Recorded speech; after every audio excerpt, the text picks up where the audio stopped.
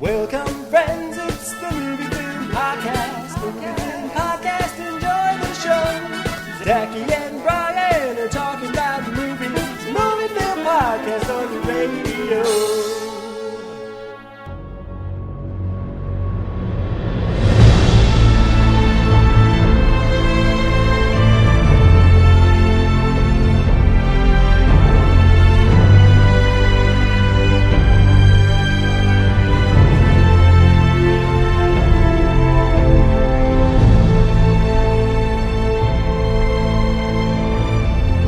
Welcome to a movie film commentary track. My name is Zachy Hassan, and I am here with Brian Hall. Hey, this is Brian Hall.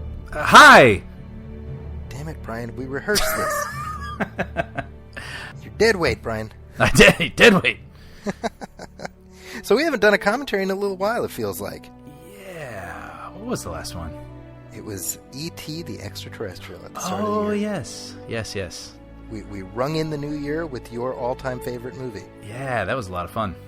Well, it was the beginning of what will turn out to be a very busy year of commentaries for us, because we have a multitude of anniversaries and whatnot that we wanted to acknowledge, and the feedback to our previous commentaries has been generally very positive. So, regardless, we are here today, Brian, to mark the 10th anniversary of the Marvel Cinematic Universe. Yeah, can't believe it. 10 years and 19 movies later, we are going to mark the release of Iron Man the First. Yeah, I mean, we'll get into this when we get started, but who would have saw this coming? Let's put it that way. When you say 19 films in 10 years, and they're the biggest movies of the year, I mean, no one saw that coming. No one could possibly have seen that coming, including me, a lifelong Iron Man fan. I always say this, and people are like, yeah, sure. I'm like, I started buying Iron Man comics when I was about 10 years old, and I filled my collection in backwards for the previous 10 years, and so even now I have on my shelf, custom bound, about 20 years worth of Iron Man comics. Wow. Very cool. Well, you're the right man for this job. I may just be somebody who can offer a few bits of trivia. Let's see how that goes. But we are queued up on each of our respective ends, and that sounded vaguely dirty. I don't know. I don't know what that means. It didn't even cross my mind, but yeah. It's Get late. Queued with Zachy and Brian. On each of their respective ends. It's late. This is Movie Film After Dark. Yes, So this is Punch Drunk movie film. So we are queued up. There's only one version of Iron Man, which makes this easier. So however you're watching it, there's only one version. So we're at 0 time code. So I will count down to 3, after which I will hit play. So Brian, I'm ready. Are you? Ready. So after 3, hit play. Ready? Okay. Yep. 1, 2, 3, play. Stars coming at the Earth. And right here we got the Paramount logo, which is kind of a novelty in front of these Marvel movies now. Yep. And the reason for that, of course, is that at the time Iron Man 1 came out, first of all, it was not called Iron Man 1 when it came out. It was just called Iron Man. But it was an independent film. Right. So this is the first independently produced movie by Marvel Studios. By Marvel Studios, by the brand new Marvel Studios, which had a line of credit. It was a $500 million line of credit to produce movies based on Iron Man, which, if you were to say that, like we say that now, we're like, oh my gosh, easy money. Are you kidding me?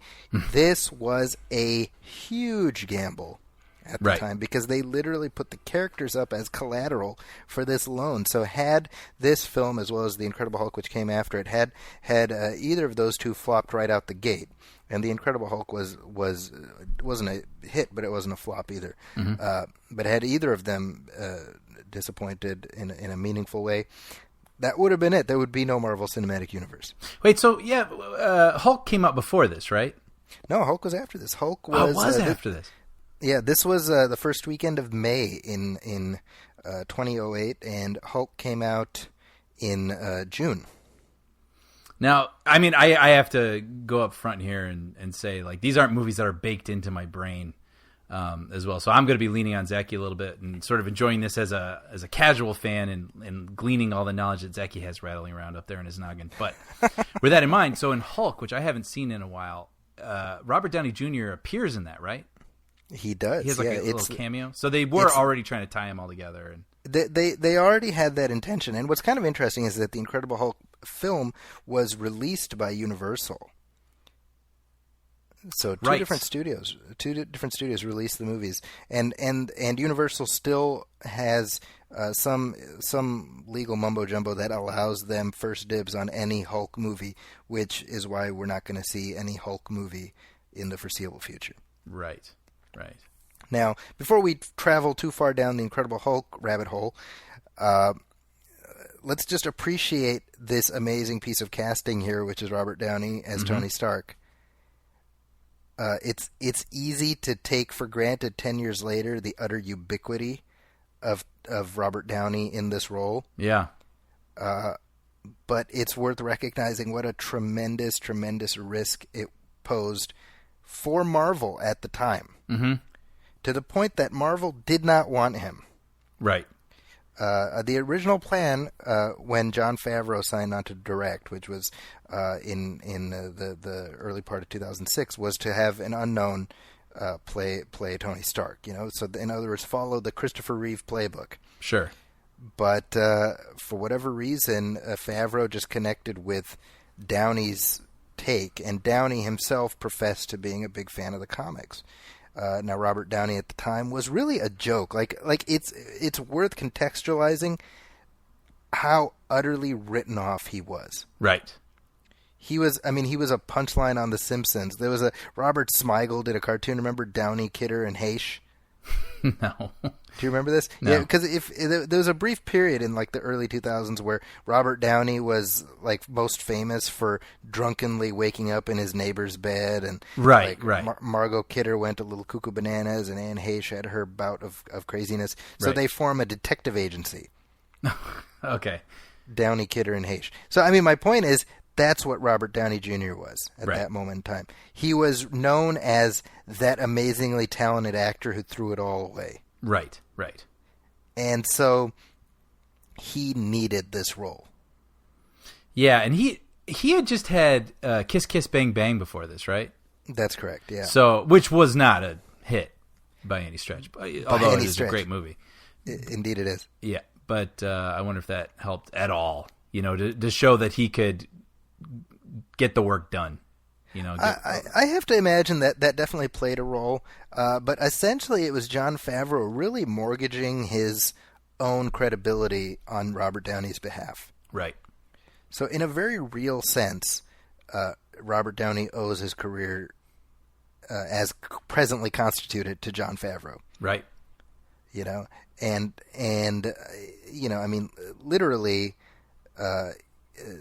Downey is the linchpin of this entire universe, which is astonishing to me because, as I mentioned up top, I mean, I read Iron Man comics for most of my life. I loved those comics, and I don't read the current books, but I love going back and reading those old issues.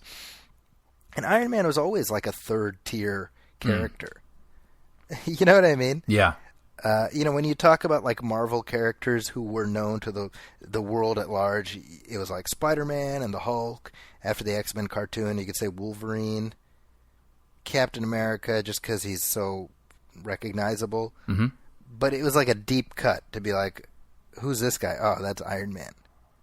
So with all those things in mind, I mean, this is something you sort of began to get at. But with what a gamble this was, didn't they put up as collateral the rest of their IP, basically? Like that's exactly right. It's like I said earlier. I mean, had any of these movies flopped in the early goings, it would have been curtains. They would have lost all the rights to their own characters. So, like, gambling on this third-tier character played by an actor who is quote-unquote washed up. Yeah. I mean, it should not have worked. No, I mean, it feels like they had a time machine, because otherwise, why in the world would you have... Yeah, and what's interesting here is that the Iron Man rights had been bouncing around the studios since like 1990. So they were at Universal for a little while. Then they went to 20th Century Fox for a little while. Then they went to New Line Cinema for a little while. So I mean, It was an in-demand character. And I remember very distinctly in 1997, early part of 97, it was in the trades that Nicolas Cage was just a hop, skip, and a jump from playing Tony Stark. Wow. Think of that, in Superman, right? That's the other sort of famous almost. Yeah, well, he decided not to do Iron Man in favor of Superman. Oh, really? Isn't that interesting? Yeah. So I remember very distinctly being like, wow, because again, as somebody who was reading the comics, I was like, oh, and this was before Nicolas Cage sort of like fully lapsed into self-parody. Right. So this is when he was kind of coming off of what, like Con Air, Face Off, all that. This is like between The Rock and Con Air. Okay. Right. And so I'm like, oh, I can see that, and not even like, I don't know. I was like, I could totally see that. Yeah. Right. There's part of me that can kind of picture it. Yeah, absolutely. I mean, it would have been a very different characterization, probably. Slightly more unhinged, but... Yes. Especially the stuff we're looking at now where he's sort of high-rolling, playboy, eccentric guy. You can kind of picture the Cage version of that. You can absolutely... And it's funny, actually, because over here, real quick, that's Leslie Bibb as Christine, the reporter, and she's currently dating Sam Rockwell. Right. And I believe they met on Iron Man 2. Oh, funny. So, Yeah, and if IMDb is to be believed, Sam Rockwell was someone else in contention for Iron Man. Yes, that's right. And I can totally see that version, too. Yeah, same. Yeah. By the way, in the scene that we just watched here, at the moment when they announce Tony Stark's name and he's not there, the music that you hear playing, and it's kind of like this big band version, it's actually a big band orchestration of the theme from the 1960s Iron Man cartoon show. Oh, funny. The lyrics of which were, Tony Stark makes you feel he's a cool exec with a heart of steel. Nice. I don't know if I know that song. That's from my head. Oh, I see. I was like, huh. No, I mean, it's a real song, but I had it memorized. Oh, I see what you're saying. Yeah, there's useful things I don't know because I have that in there. Right. Leslie Bibb, by the way, first time I ever saw her was on a TV show on the WB called Popular. Yeah, that rings a bell. Rings a bell. Another one of those WB shows. Yeah, I remember her most from Talladega Nights. Ah, yes, that's right. Yeah. So here's our first look at Tony Stark's palatial pad here. Mm-hmm. We're also introduced, or we will be in just a moment, to Jarvis. Right. The computer Jarvis. Now, kind of interesting here, Jarvis is voiced by Paul Bettany. Now, in the comics, Jarvis is not a computer. Jarvis is, in actuality, Tony Stark's butler. He's a real guy. Kind of like Alfred. His name is, well, that's exactly right. His name is Edwin Jarvis, and they made the decision to make him an AI because they didn't want that Alfred comparison. Interesting. And so, what with Vision and all those things to come? I mean, how did that work in that comic then, with him not being an AI? It's just yeah. I mean, that's something the movies invented out of a whole cloth. The idea that the Vision is a product of Tony Stark's. How funny.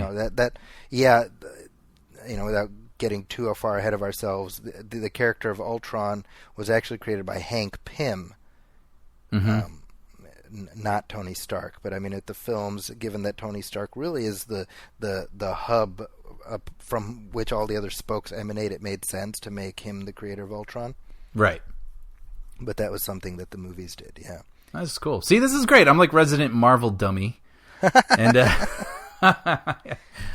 also kind of interesting, actually, because the character of Edwin Jarvis, the real guy, they actually incorporated him into the TV series Agent Carter. Because Howard Stark was played by Dominic. What's the guy's name? Dominic West, right? No, not Dominic West. Who's the guy? Dominic Cooper. Dominic Cooper. There's like 10 Dominics. We gotta go down the list. Dominic Cooper, who plays the young Howard Stark, his butler is Edwin Jarvis. So they made. Okay. And so the idea is that the Bettany AI is an homage to the real Jarvis. That's pretty cool. And I also read that Paul Bettany recorded all of his dialogue in 2 hours and made a lot of money and went on with his life. Yeah, he was a little bit upset when Vision came into being because it required a lot more work on his part. Yeah. By the way, the Jarvis AI is an acronym, and it stands for, this is true, just a rather very intelligent system. Which is strictly a movie thing. Yes. Yeah. That's funny. So that's I believe that was coined by Peter David, who's a comic book writer, but he wrote the novelization of Iron Man. Oh, really? Yeah. Oh, funny. So here we have the introduction of the banter between Pepper, played by Gwyneth Paltrow, and Tony Stark, and this I think it speaks to something about how consistently solid the casting is in all of these Marvel films, that we forget what a big deal it is to look at the cast of this film. Mm-hmm.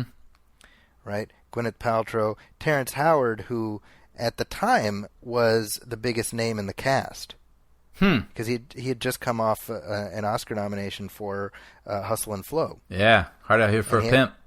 That's right, and he actually got paid more than Robert Downey. Really? Yes, which is I think part of the reason why he was not invited back for any of the sequels. Because he kept wanting to be treated as number one on the call sheet? That I'm not sure of. I do know that... Or like number one, I should say. Yeah, I would imagine that the studio people realized that Robert Downey was the guy who was indispensable, right? So he got a sizable jump up salary-wise from movie 1 to movie 2, and I would guess it had to come from somewhere. Yeah. So they probably wanted Terrence Howard to take a cut. Yeah. And I don't know how thrilled he would have been with that. Now, I don't mind Terrence Howard as an actor, but I will say I prefer Don Cheadle in the role of James Rhodes. Yeah, I agree with that. I wonder how much of that is just because we've sort of gotten used to, just used to seeing... Spent more time with him, yeah. Yeah, Yeah. But it's interesting because the characterization of Tony Stark in this film is so heavily reliant on Robert Downey's own persona. I think people don't really realize how different the Tony Stark of the movies is from the way he was in the comics. So how so? This notion of sort of his mouth is moving a mile a minute and he's constantly wisecracking and stuff. I mean, that's Robert Downey. That's not Tony Stark. So, and that's another... It has come to be Tony Stark. Yes. Has that affected the comics? From what I see, again, I can't speak to any great expertise about the current books, but my sense is that they sort of retrofitted the character to be Robert Downey. And why the hell wouldn't you, right? Sure. Yeah. Of course you would. But yeah. Iron Man, certainly when I was growing up, he was always the straight-laced, straight-ahead, not the snarky guy, right? You turn to Spider-Man for the one-liners. Right. And it wasn't, that reminds me, at one point wasn't Tom Cruise also being considered for this? Yeah, so after the Nicolas Cage thing, phased out, they went to Tom Cruise, and he was interested, and he wanted to produce the film also. This is when it landed at New Line Cinema. And if you look at the Marvel comics of 2004, they restarted Iron Man, and the art by this kind of photorealistic art by a guy named Adi Granov, who actually was he did concept art for the movie, but it's clearly Tom Cruise that he's drawing as Tony Stark, clear as day. That's funny. Now, do we want to save that for later then? There's other people, right, who have been drawn to certain likenesses in the comics then... Yeah, I guess we can hold that for a little while. Yeah. But, we were talking about salary. I mean, just to put this in perspective, Robert Downey got $500,000 for the first Iron Man. Wow. $500,000. Wow. And then now with, I don't know, back end and whatever the heck he gets these days. I The- mean, he he's just millions owns and millions and millions. pieces of Earth. At the like Yeah. they just give him countries. You know, Yeah. he's got Australia on layaway right now. Well, so that was a good play. Yeah, I mean, because he was such an insurance risk, they gave him $500,000. I mean, that's astonishing. Not even $1 million, you know. But for It's in- Iron Man 2, it's- he got $10 million. Oh wow. Okay. So just So- between 1 and 2. Just movie 1 and 2. So a huge leap. And then by the time we got to Avengers, I think when you factor everything in, it was something like $50 million. That is just crazy. And it's interesting too. We know that Marvel means a certain caliber now. Yes. But at the time, you know, just to approach Robert Downey Jr., who, like you said, didn't have probably a lot of cachet himself, but like, I don't know. It's like, do you want to play a superhero? That's not something that I think everyone would have leaped at, especially these sort of caliber actors, yeah. even 10 years ago. Even though Christopher Nolan's stuff, I guess, might have been helping to elevate the. Yeah, I mean, back Batman then. Begins was just 3 years before this. Yeah. Oh, this is the same year as The Dark Knight. I forgot. It is. I mean, it was a heck of a 08. year for quote unquote credible comic book movies. Yeah. Yeah. Because there was serious talk of, Robert Downey should get an Oscar nomination for this film. Right.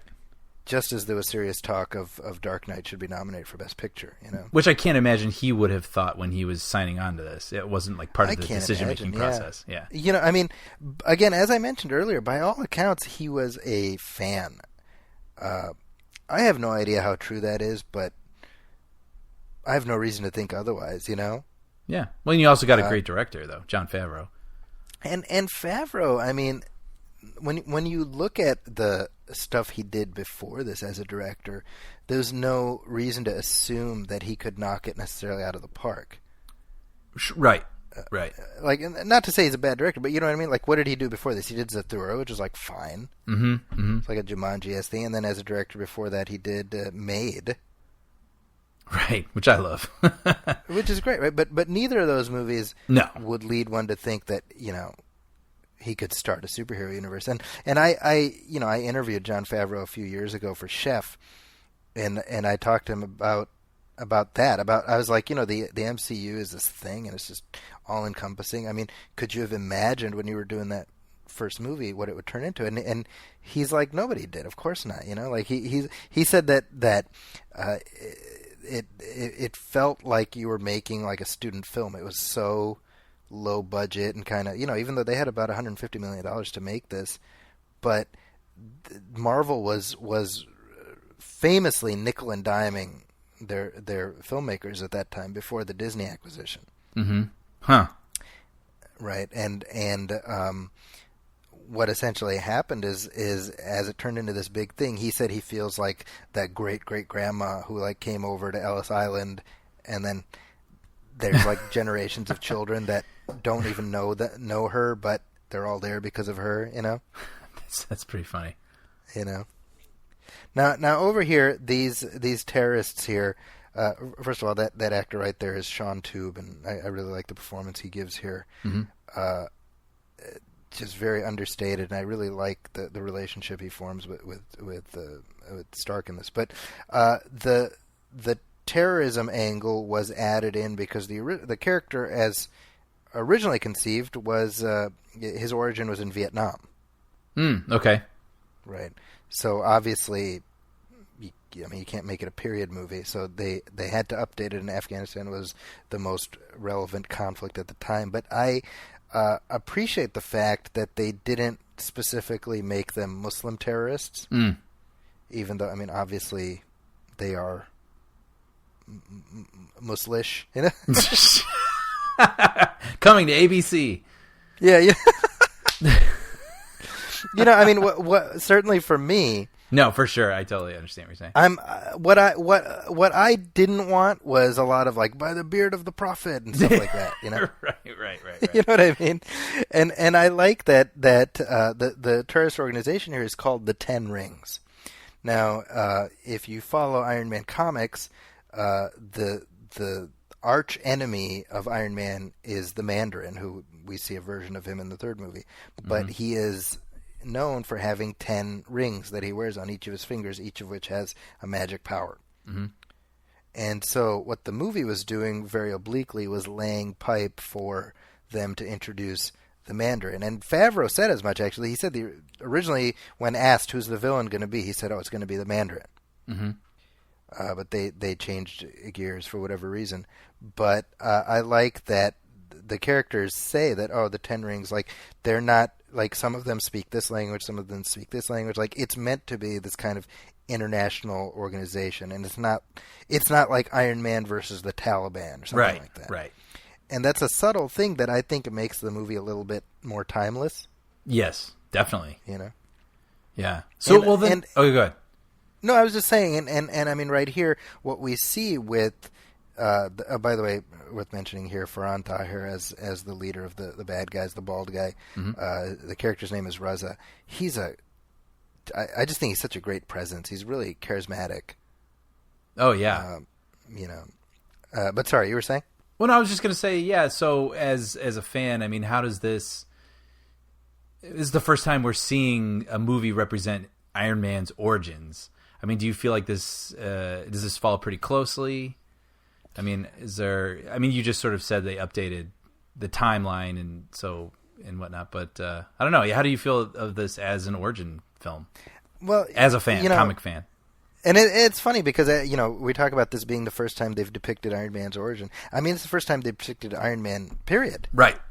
And that was also, by the way, part of the reason Marvel went with Iron Man as their first one out the chute, because he had not been depicted in live action ever. Mm-hmm. Unlike the Hulk, unlike Captain America, unlike Thor, every other character that they were pondering for that first batch there had been a version of. Right. So for me personally, one thing I said this about Spider-Man, the Sam Raimi one, and I said it about this. I'm like, the best thing I can say about it is I knew exactly what was going to happen. Mm-hmm. And I mean that in the sense of, like, it was like watching the comic I had read. See, that's exactly what I was wondering. So that's great. Yeah. And it's different enough. It's not a chapter and verse translation because, like I said, they updated the setting and stuff, but they got the meat of it. They got the really important character beats they got, and the idea being that, I think what Stan Lee really figured out early on as the thing to make these Marvel characters work is that they have to be flawed, right? They're not perfect heroes like the DC characters were at the time. They have some kind of flaw, and Tony Stark's flaw is his own self-confidence. Mm-hmm. Right? And what's this was something Stan Lee came up with back then, was that he needs this device that allows him to live, right? And he didn't have an arc reactor. He made it like the entire breastplate of the armor. Tony Stark has to wear it to keep the shrapnel from killing him or whatever. But I mean, that's this basic thing that humanizes him. The idea of the arc reactor, though, which we see right there that he's working on, that's an invention of the movie, and it's so brilliant. Yeah, it's so simple and understated, but present and understandable. Well, it's the beauty of it is that it's your sci-fi technology that allows us to buy everything else. Mm-hmm. You know what I mean? Because could an armor like that exist and work in real life? Probably not. But he's got the arc reactor. Oh, okay. Yeah. You see what I'm saying? There's no such thing as an arc reactor. What does it even mean? I don't know. Flux capacitor. It's what makes time travel possible. It reminds me of, like, on the Star Trek shows in the 80s and 90s, they would have a science advisor go through the script and add, like, terminology to make it all make sense. Mm-hmm.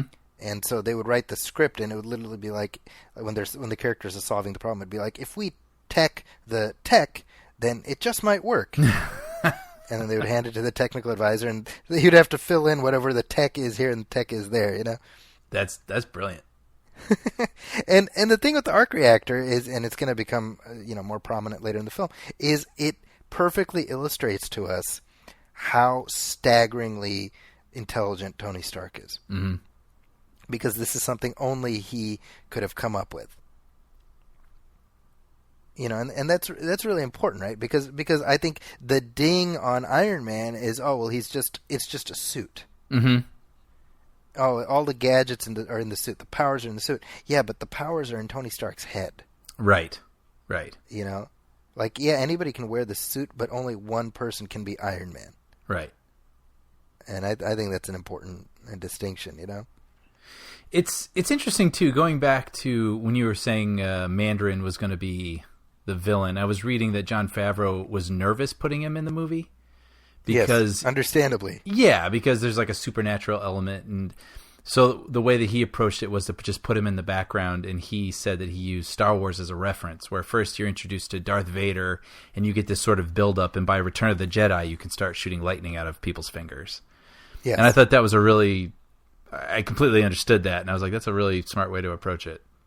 Yeah, I mean, a part of me kind of wishes that, I mean, obviously, once Favreau departed the franchise after the second one, they went their own way with Shane Black in the third one. And I think, the way they ended up going, I'm fine with that too. But I would have liked to have seen the way Favreau intended to do it. Yeah. I think, unfortunately, that both the first and the second film involve Iron Man squaring off against another armor-wearing guy. Right. And, it does feel a little bit repetitive. Yeah. I haven't seen 2 since the theater. I don't remember it well at all. No, how funny. Wow. Yeah. Oh, you just did like a big rewatch, right? I'm as we are recording this, I'm winding down a massive multi-month MCU rewatch with my kids. Yeah. And worth mentioning here, the first Iron Man came out in 2008. My oldest was 1 year old. Oh, wow. Right? Huh. And so for my kids, I was telling one of my classes earlier today, for my kids, the MCU has just been a fact of their lives. Yeah, that's funny. You know what I mean? And I'm like, you kids, you don't realize. Back in our day, we had to walk uphill both ways to get, we watched Howard the Duck and we liked it. Yeah. I was gonna say, like Batman and Robin. It's all we had. That's all we had. Yeah, but man, so I didn't even think about that, trying to marathon these things. I remember, like, growing up, people would marathon the Star Wars movies, and it was like, 3 movies in one afternoon? Can it be done? With enough pizza and Mountain Dew. But now it's like this is a 19-film marathon. Yeah, we've been doing one a week, give or take. So we're basically down to our last 2. Wow. Now, Farhan Tahir here. He also appeared in Star Trek, the 2009 movie, as Captain Robow of Kelvin. Yeah, I thought he looked familiar. Alongside the future Marvel superhero Chris Hemsworth. Yeah. So everything comes back to Marvel at some point. Yeah, this is slightly unrelated, but I was just with A Quiet Place in theaters right now with John Krasinski. He's doing a lot of press, and he talked about his experience almost being Captain America. He was almost Captain America, yeah. Yeah, and he talked about being, at some place in the Captain America suit. And at one point he saw Chris Hemsworth dressed as Thor walk down the hallway and went, "This is ridiculous. I am not Captain America." I remember that. I remember because Chris Evans sort of came out of left field because everything was pointing towards Krasinski. And then at the last second, it's like, no, looks like it's going to be Chris Evans. And I remember being like, Chris Evans, really? Not another teen movie, Chris Evans? Right. And now I feel like a friggin' jackass for thinking that because, all of these actors have just taken such ownership of these roles. Yeah. When we look at Robert Downey here, the question becomes, can there ever be anyone else who can play this role? I don't even know. I mean, yes, there will be, but yeah, at some point. Yeah, it's just these people are so baked, and because we've into our consciousness, but because we've seen them so many times, it's been drilled into us. So it'd be really much like Hugh Jackman and Wolverine. I mean, we've spent so much time with him as that character; it's hard to picture anyone else. Yeah, and very similar. I think that now, what with the Infinity War movies, Robert Downey has a very comfortable record for most times playing a superhero character. But I mean, Hugh Jackman had that record until just recently. Wow. Who wrote this? This is if I'm not mistaken, it's. Hold on, let me pull up the names. Yeah, I'm like, I have a computer. What am I doing? Hawk. Oh, there's like a lot of credits here. Yeah, Fergus was one of the names. Yeah, Mark Fergus, Hawk Ostby, That sounds right. Art yeah. Markham, and Matt Holloway. I'm sure this is one that saw many writers. Now this the picture of Tony Stark sort of hammering the thing that we just saw here. That was the very first still they released of Robert Downey, like the first official still. I feel like I remember that actually. Yeah, and you know, growing up, it was me and my brother. We were huge Iron Man fans. So I got into Iron Man because of him, and I just remember sending him that picture, being like, "Dude," you know? Because again, it's like that's Tony Stark, you know. Yeah. And I'm probably gonna hit the same beat again and again, but it's like it would never even occurred to me that one day we'd get an Iron Man movie, like we'd be seeing Tony Stark on the big screen. You know. Now, is this whole thing depicted in the comics here with him in the cave with the scientists and everything? Very similar, yeah. The Mark I armor that we see here is very, very similar to the very first armor that was designed by Jack Kirby. You know, it was. I mean, it's a little bit more in here. It's more like hydraulic and pistons and everything else. In his very first comic book appearance in the early '60s, it just looked like a big, bulky, like he was wearing a stovepipe or something. Right. But very similar. Mm-hmm. Like this looks like a worthy translation of that original design. But this moment specifically, this is part of his origin here. This whole thing is here, yeah. I mean, not like the computer booting up his suit, but the idea that he needs more time. So Yinsen, who is like, I mean, it's an Asian name, right? Mm-hmm. So the character is Asian in the comic. Gotcha. And he sacrifices himself, and this whole thing here, I think it's the tension and everything is great. But I was mentioning the relationship that he forges with Yinsen here. There's a great bit here where he's just like, you need more time. I'm going to give you more time. Mm. And we as the audience are like, oh no, like we know what's going to happen, But I really like the way it plays out for Tony Stark, and I'll mention that as we get there. Mm-hmm. But I mean, look at the way Favreau stages all this. I mean, it's the Richard Donner think verisimilitude aesthetic. Yeah, I'm just watching this with the sound off. I'm getting kind of swept up in it here.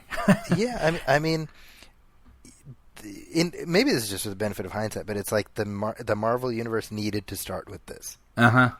It needed to start at this ground level movie that sort of, not even really a superhero movie, more like a techno thriller, Mm-hmm. Mm-hmm. Well, this is so relatable and like just slightly outside of the realm of possibility. You know what I mean? Like the way that it's portrayed. And then you can get to the point where he has 100 suits flying around and you're just like, yeah, sure. You know what I mean? It's funny how that works. Yeah, but this has the solid, the rock solid foundation that you can get to that. You need this first, like you're saying. And it's interesting, right? Because we're at a point now, and you and I have talked about this before, where like we have like not even superhero burnout, but like superhero origin burnout. Mm.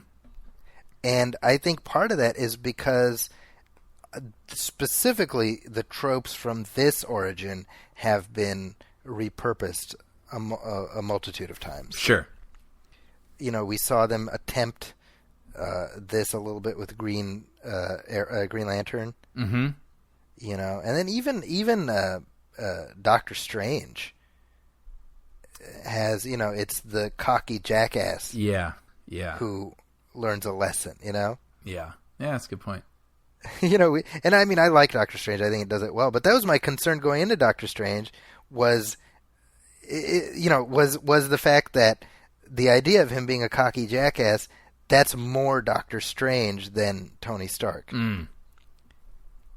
Because Tony Stark in the comics is think like Howard Hughes as played by Errol Flynn, you know?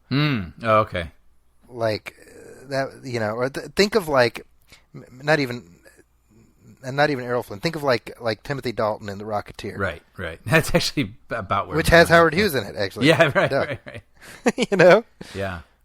Yeah, in But that more was the reading idea. up, I didn't want to divert too much, but in reading up, I saw where Stan Lee was talking about being, you know, fascinated with Howard Hughes and all his personality quirks and whatnot and the phases of his life. And that's something else I've kind of noticed, right? Where you had the Martin Scorsese, Howard Hughes movie, Spielberg wanted to make one, Christopher Nolan's obsessed with making one. I'm like, wow, it just seems like a certain generation is riveted with Howard Hughes. Loves Howard Hughes. Yeah. You know, it's funny. Maybe this is just me. Maybe this is you too. But when I think of Howard Hughes, I think of Terry O'Quinn. Oh, absolutely. Right? We created the jetpack that got in the Nazis' hands. Tell him Or Howard we had to keep Hughes it out of their said hands. so. Wait, what'd you say? Tell him Howard Hughes said so. Yeah. Tell him the dream is dead. Tell him Howard Hughes said so. Uh. I didn't know who Howard Hughes was back then. No, same. It's great though. Yeah, so this right here, this is just right after he like smacks down Reza over here, but this moment, and I mentioned this earlier during my rewatch, right? It's an incredibly poignant moment. I think it's one of the best character beats in the entire MCU. This right here, where he's like, "Come on, we're getting out of here," and he's like, "No, I'm gonna meet my family.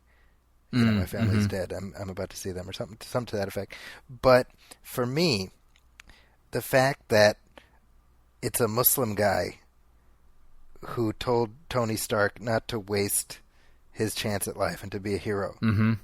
I'm like, the entire MCU happened because of a Muslim guy saving Tony Stark's life. Right. That's great. I just love that, you know? Yeah, no, this is really. But right there, he says, "Thank you for saving me." He saved his soul. Yeah, that's what I love about that. Like it's, and this is something Robert Downey alluded to in his grasp of the character. Right, he's been in a bubble this whole life, and so he's like the this gifted child who has no concept of what the things he's doing are actually, what the end result of that is, right? Yeah, those are nice touches that we've passed already. But where he sees like that bomb that lands right in front of him at the beginning of the film, and it has his name on it. Yeah. So his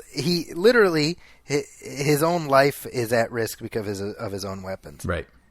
I mean, it's, to me, that origin is so great. It's a weapons designer whose weapons are used against him, and then he realizes he has to change his life. I mean, that to me is as perfect an origin as, you know, Spider-Man didn't stop the guy because he was selfish, and then the guy killed his uncle. Like, yeah, right. Instant karma, you know. Yeah, and here he is like destroying all his own story. weapons. Yeah, you know. Yeah. So this right here, these Iron Man suits were designed by Stan Winston. Stan Winston. This was the last film, right, that he worked on. He did some work on Terminator Salvation also. Oh, okay. Yes, but that came out after he passed away, I believe. Okay. Yeah, and essentially, the suits were realized with a mix of practical and like rubber suits, and then digital. And I think it says something about the effects in this film in particular, where I don't think you can tell from shot to shot which is which. I mean, this. Oh yeah, yeah. Flying through the air is probably CG, but the way. Yeah. I was wondering if I'd be able, if this movie would look a little rough, being the oldest one, but so far so good.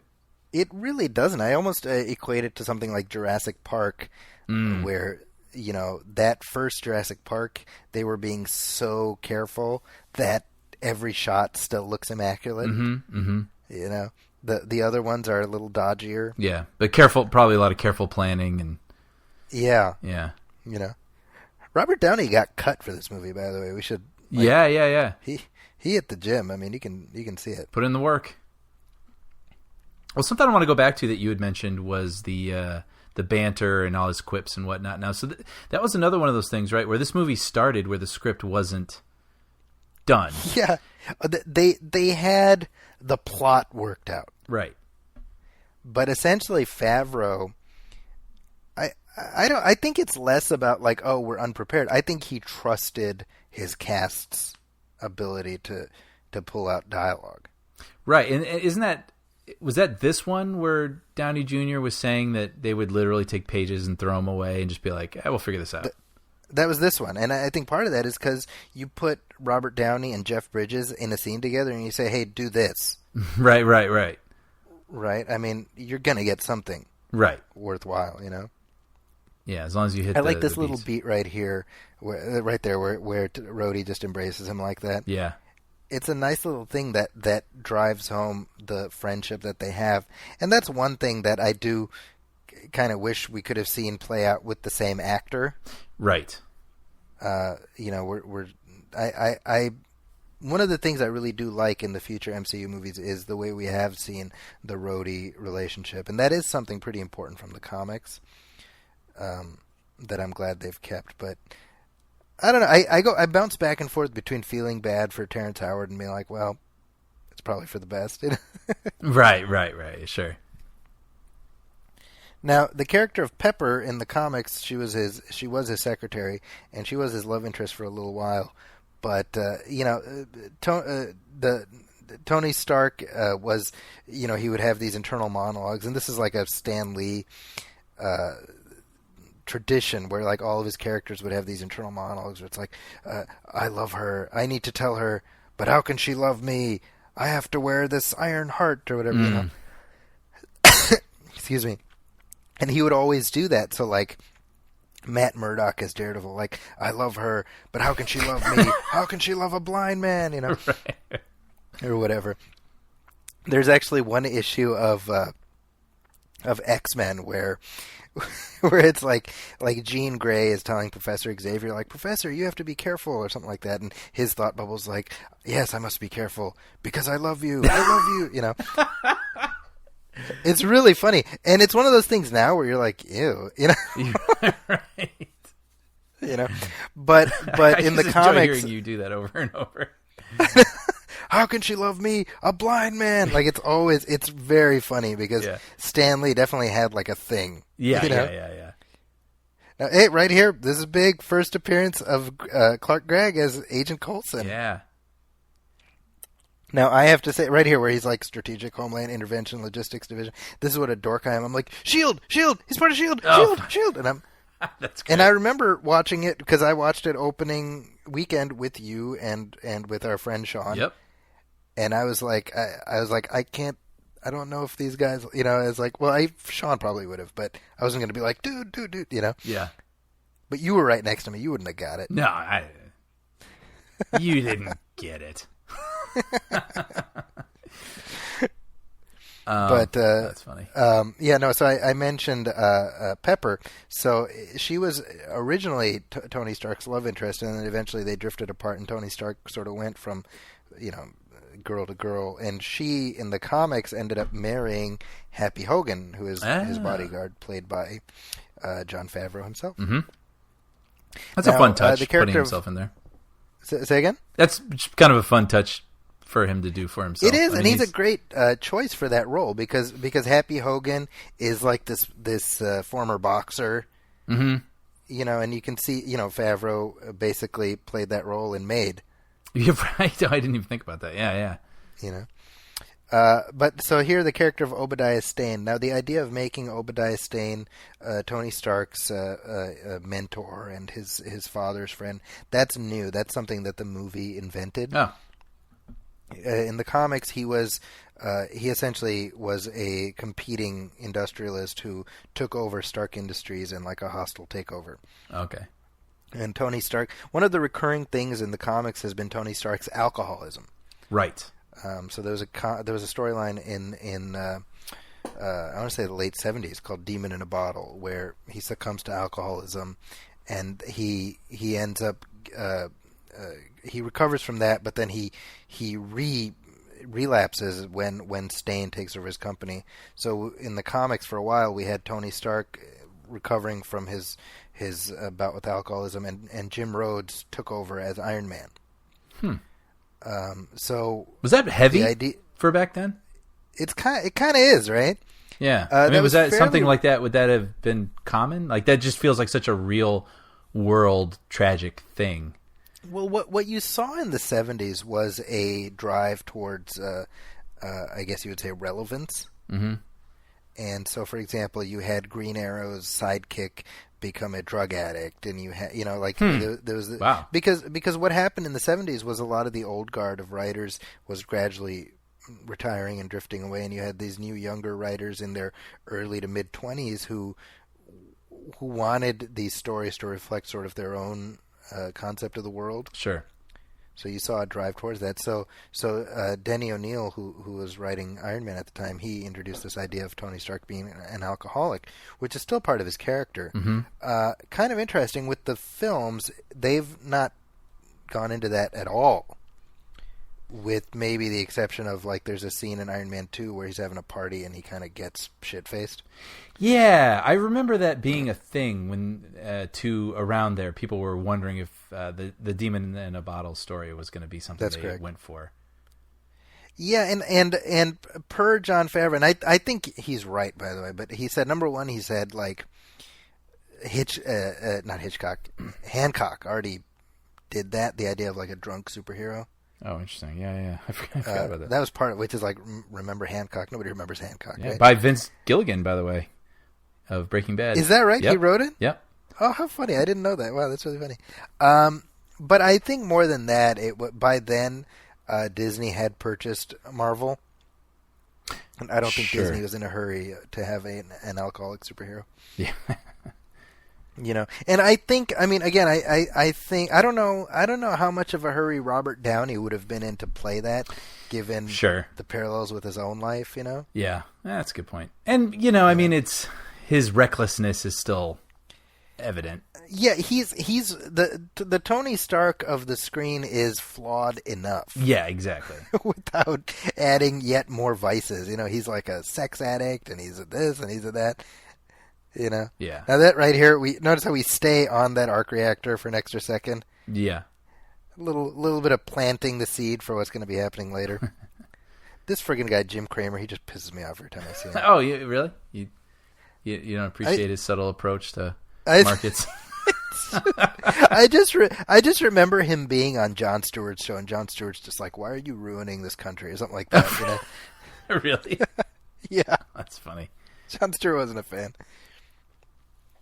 Now Gwyneth Paltrow, she did dye her hair reddish for this, but it's funny how, like, at the time she was a pretty big name, but I mean I think she kind of needed this movie because I don't know how much of a draw she was at the time this movie came out, like on her own. I mean, Yeah, she was kind of like the late 90s, early 2000s thing, right? Like the Miramax person. yeah, exactly. Like I'm thinking of movies like, what was that, Duet? Yeah, and Sliding Doors and all that Exactly. stuff. So now she's in a cool movie. Yeah, exactly. And she really, maybe we can say it's unfortunate, but she's kind of the archetypal Marvel leading lady, which is to say, she's just kind of there to be supportive of her man. By the way, is what she's helping him replace this reactor here? Yes. I was like, what the heck is up with that guy? Junior's chest here. I'm like, oh, it's not real. There's like got to be a prosthetic chest there so they can. Yeah, it's pretty clearly. I mean, it's not terrible, but I was drawn to Like examining here, it yeah, right you now. can kind of from the side. Yeah. From the side, you can see that it's like he's sticking up. His neck is sticking up. Yeah. Do you see? Do you see what I'm saying? Yeah. No, yeah. Like if you're paying attention, you can tell that everything below his neck is a prosthetic. Yeah. Kind of Pretty smart well to done, throw though. that big flash of light on it, by the way, because then it Yeah. makes it doesn't have to look natural because you're sort of washing a lot of it out. Right.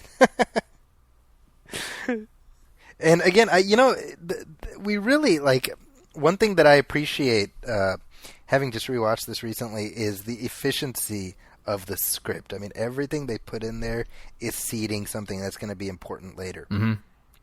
I mean, this right here, the previous arc reactor, she swaps it out for the sake of his new upgraded one. And then she's like, "Oh, do you want to keep it?" And he's like, "No, just throw it away." Right? Which gives you an insight into his personality. But then, she mounts it for him and puts it a little there, and so you're like, "Oh, it's an insight into her personality." Mm-hmm. Yeah. But even then, it's still gonna have story significance later on. Yeah. So that's the beauty of story construction, where you don't see all the pieces working until you think about it later. You're like, oh, yeah, yeah. It's smart. There's that natural Downey Jr. chest. That's right. Destroy it, incinerate it. I can hear this in his voice as I read the closed caption. Yeah, exactly. Right. Yeah, I mean, definitely. This set the tone for his portrayal, and I mean it's I think that goes to how just consistent the character has been, because most of the dialogue and stuff you have to just imagine it's him riffing. Mm-hmm. Right. Yeah. There's a very funny bit in Captain America: Civil War when he first goes to meet Tom Holland as Spider-Man, where I guess Tom Holland forgot the blocking of their scene. So Tom Holland is on the bed, and Tony Stark's supposed to walk over, and Tom Holland there's supposed to be enough room for Tony Stark to sit down, and his leg was there. So Robert Downey doesn't break character. He's just like, I'm gonna want to sit there, so you should move your leg. And it's just, that's a Tony Stark line. Yeah. But he was actually trying to get this kid to get the blocking right. That's really funny. I always admire that when you hear those stories about actors and all these freak things happen that are great when they capture them, but they have they're so into it that they don't break character. Yes, I think, and then react as the characters. I think that's it's like the end of Good Will Hunting, where when Robin Williams is reading the letter, mm-hmm. and the letter that Matt Damon he says, tell them I had to go see about a girl. Yeah. And Robin Williams just improv'd, son of a bitch stole my line. Yeah. And it's like, oh my god, as they're filming, Matt Damon and Ben Affleck are clutching each other, it's so awesome, Yeah. And that's the last line of the movie, Yeah. That's a good movie. Got a house. I read some. Well, where does Iron Man live in the comics? Well, he goes back and forth. I mean, Jon Favreau wanted to set the movie on the West Coast. Yeah, that's what I was just getting at. Yeah, and it's interesting because for a big chunk of the comics, Iron Man has been West Coast based in Los Angeles. So it's not out of the realm, but definitely. By virtue of Stark being a global thing, he can be based anywhere. Mm-hmm. Right, sure, yeah. I do like that the movie is set in California. It gives it kind of a unique flavor. Yeah, it looks like sort of beautiful house in Malibu or something, which eventually gets destroyed, doesn't it? In the third one, yeah. There we go. We see all the little pieces. This reminds me of Close Encounters here. Oh, it does. And you know what? I'm sure that was on Favreau's mind. Yeah. These guys in the desert.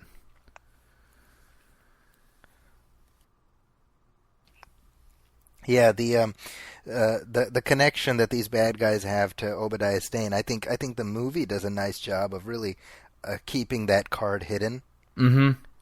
But this is where my comic nerddom kind of works against me, is that yeah. Once you know that Obadiah Stane is is in the movie, you're like, okay, well, he's going to be the villain. Right. The only question is when. Will he be in this movie? Will he have a heel turn in this one or the next one? But I remember hearing that Jeff Bridges had been cast, mm-hmm. and they said, oh, he's going to play a mentor role he's gonna have he's gonna play like a father figure to Tony Stark, and I was like, oh, okay. And then I read something to the effect of his Bridges is going to be sporting a very different style for his head or something like that. It was something alluding to the idea that he's going to be bald. Mm-hmm, mm-hmm. And as soon as it said that, I was like, oh, he's going to be Obadiah Stane. Oh, he's going to be a bad guy. Yeah. Like I connected all the dots at once. See, that's funny. Yeah, I mean, whereas, yeah, if it was some sort of like Indiana Jones film and they were hinting at, his like Salah and all those people are like short round. He's going to have a little kid. Yeah. Who says holy potatoes. You're like, oh, well, that's going to be short round. Whereas I wouldn't have, been able to put that Jeff Bridges stuff together. Now this sequence here, Brian, I don't know if you remember this, but you guys came up to San Francisco for WonderCon. Yes. Oh, wow. Yeah. Right? This was a few months before this movie opened. Jon Favreau. This is back when WonderCon used to be here, before y'all guys down there stole it from us. Anaheim. But Favreau is there. He brought these not this bit here, but the stuff where you see him testing the little bits and pieces of his armor. Wow, man, talk about that was the first footage that had been shown anywhere from Iron Man. Wow, yeah, I remember that because I was working for someone who was working on a film, and they were showing. I remember X-Files 2, I think, was also. That's correct. Yeah, we were part David of Duchovny and Gillian Anderson and Chris Carter. Yeah, we were with a horror film called Shudder. That's right, with Rachel Taylor, right? Yeah, now with Jessica Jones. Yeah, she's on Jessica. See, everything goes back to Marvel. I know. I really like the way the movie makes you like Obadiah Stane. Uh-huh. And I think part of it is because it's Jeff Bridges. Right. Who doesn't love Jeff Bridges? Yeah, the dude. Communists don't love Jeff Bridges. Communists, yeah. He's so likable because he's Jeff Bridges. And so we really buy into this kind of father-son relationship between them. Right. So the betrayal really works, I think, because you don't see it coming. Right. Yeah. Yeah, Jeff Bridges, this is a critique that people have of Marvel films, the Marvel Studios films, is that they have a villain problem, and I think that's a valid critique. And I think to some extent we see that in this film, where once Obadiah Stane has his heel turn, he becomes a lot less interesting. Yes. Right? Right. Yeah, well, and a lot of films suffer from that, like a third act climax problem, where it just becomes knock down, drag out CGI. Yeah, I mean, when we look at the second Iron Man, I mean, Mickey Rourke didn't make much of an impression as the Whiplash, Mm-hmm. And we tend to see that.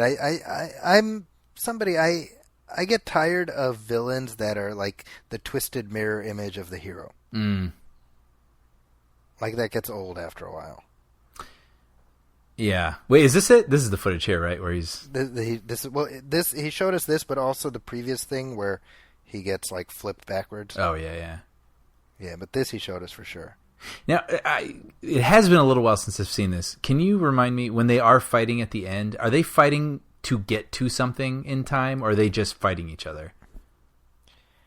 Is there any ticking clock? No, it's just mano-a-mano kind of a thing? Stark is just trying to defeat Stane. Yeah, I'm wondering if that's part of the problem. Just in movies in general. Like, you got to have a thing to get to a thing in time. And maybe the bad guy's standing in the way. But if it's just till the first guy drops, that's not as interesting. Well, I think the idea is that he's going to kill Tony Stark and there's no one else who can stop him. I think it's like that. Yeah. And Stark is dealing with, his arc reactor is like the old defective one. Right. Well, there you go. Well, there's your clock. You got your power bar going down. Yeah, right, exactly, yeah. Yeah.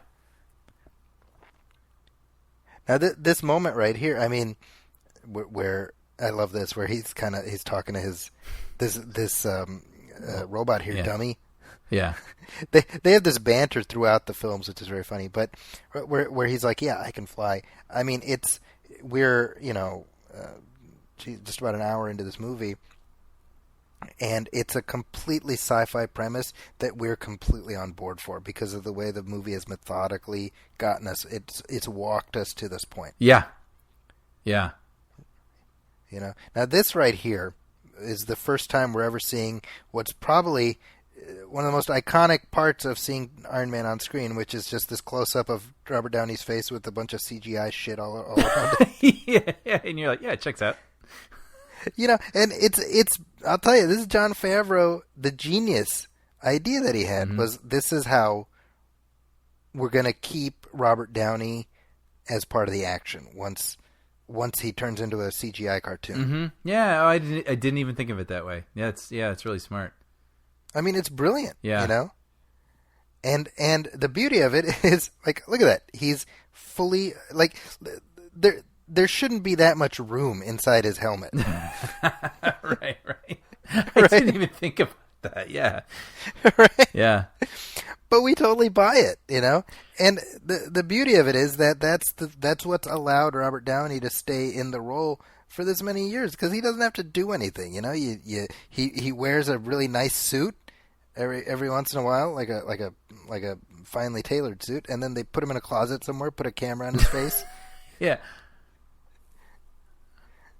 Yeah, that's funny.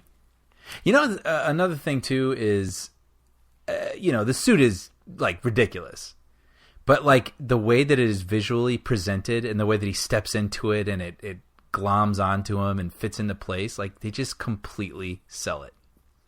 Yes. That's cute. Yeah, I like that it feels like it has some weight and some heft to it, and it feels, they've made it exist in a believable world, and I feel like that's something that they've lost the thread of a little bit in some of the more recent films because its capabilities, or it's like the mask will just like disappear into nothing, and I'm always like, well, where did it go? Like when he wants to talk, you mean? Yeah, like exactly. Like in Captain America: Civil War, I'm thinking about where he's like talking to Captain America and he's wearing his helmet and then just and it just kind of. And I'm like, well, where did Yeah. It's and we're this far into the franchise, so you just roll with it. Mm-hmm. But I miss the tactile nature of like if I can draw a corollary, like that was something I wasn't crazy about in Black Panther. What about He has like the necklace that he wears, right? It's like, yes. oh, the suit is like entirely in the necklace. Yes. And I'm like, really? Right. You know what I mean? Yeah. like for some reason that's the bridge too far for me. No, it's funny though. I do remember that in that film, and when it happened, it's like a little twitch I get, and I'm like, whatever. Yeah, I mean, you're just like, all right, yeah. I guess. Like that's me, all right, I guess. But I like the idea of no, you got to take it off. You got to, like yes,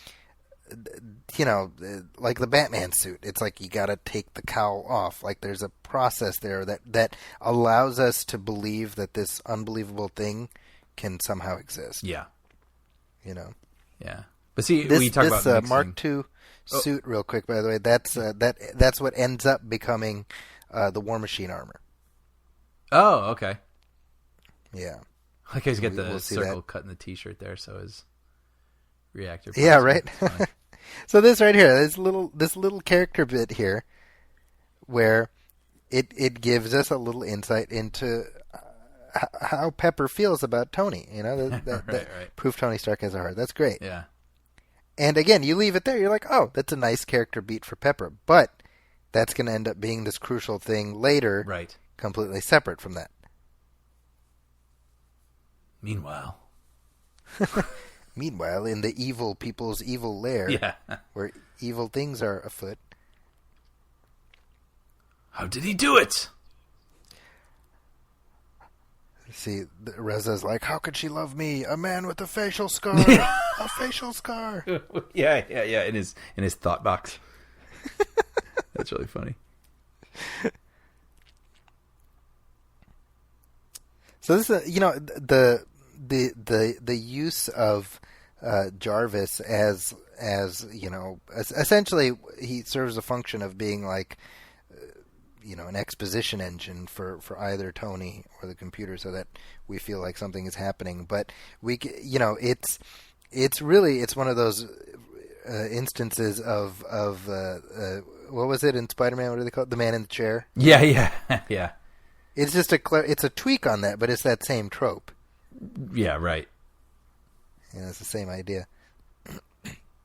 I think it says something about how good Paul Bettany is in this role. That's a completely nothing role at this point. That Joss Whedon did feel compelled to make the Vision a realization of Jarvis.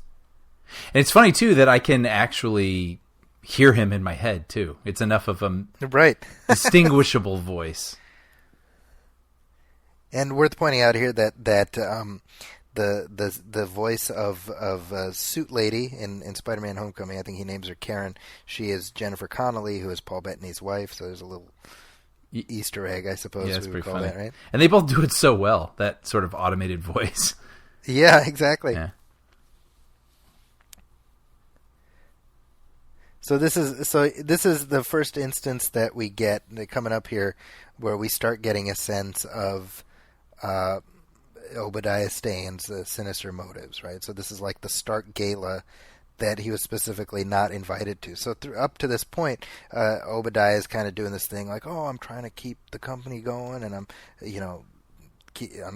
want to protect your company, I want to protect you, etc. But we find out is that he's actually shady. But I think what the movie does nicely is it really parcels out the degrees of shadiness leading up to finally realizing that he ordered the hit on Tony's life. Right. Of course, there's our Stan Lee Lee cameo there. First time Stan Lee made a cameo in a Marvel film was in 1989 in The Trial of the Incredible Hulk, which is a TV movie based on the old TV series. And that movie guest starred Daredevil. Wow. And Stan Lee was one of the jurors in the trial sequence. Huh. That was his very first cameo. How far removed from the series was that? Oh, let's see. The show ended in, I want to say, 83? 84? Wow. I think 83. Huh. Yeah.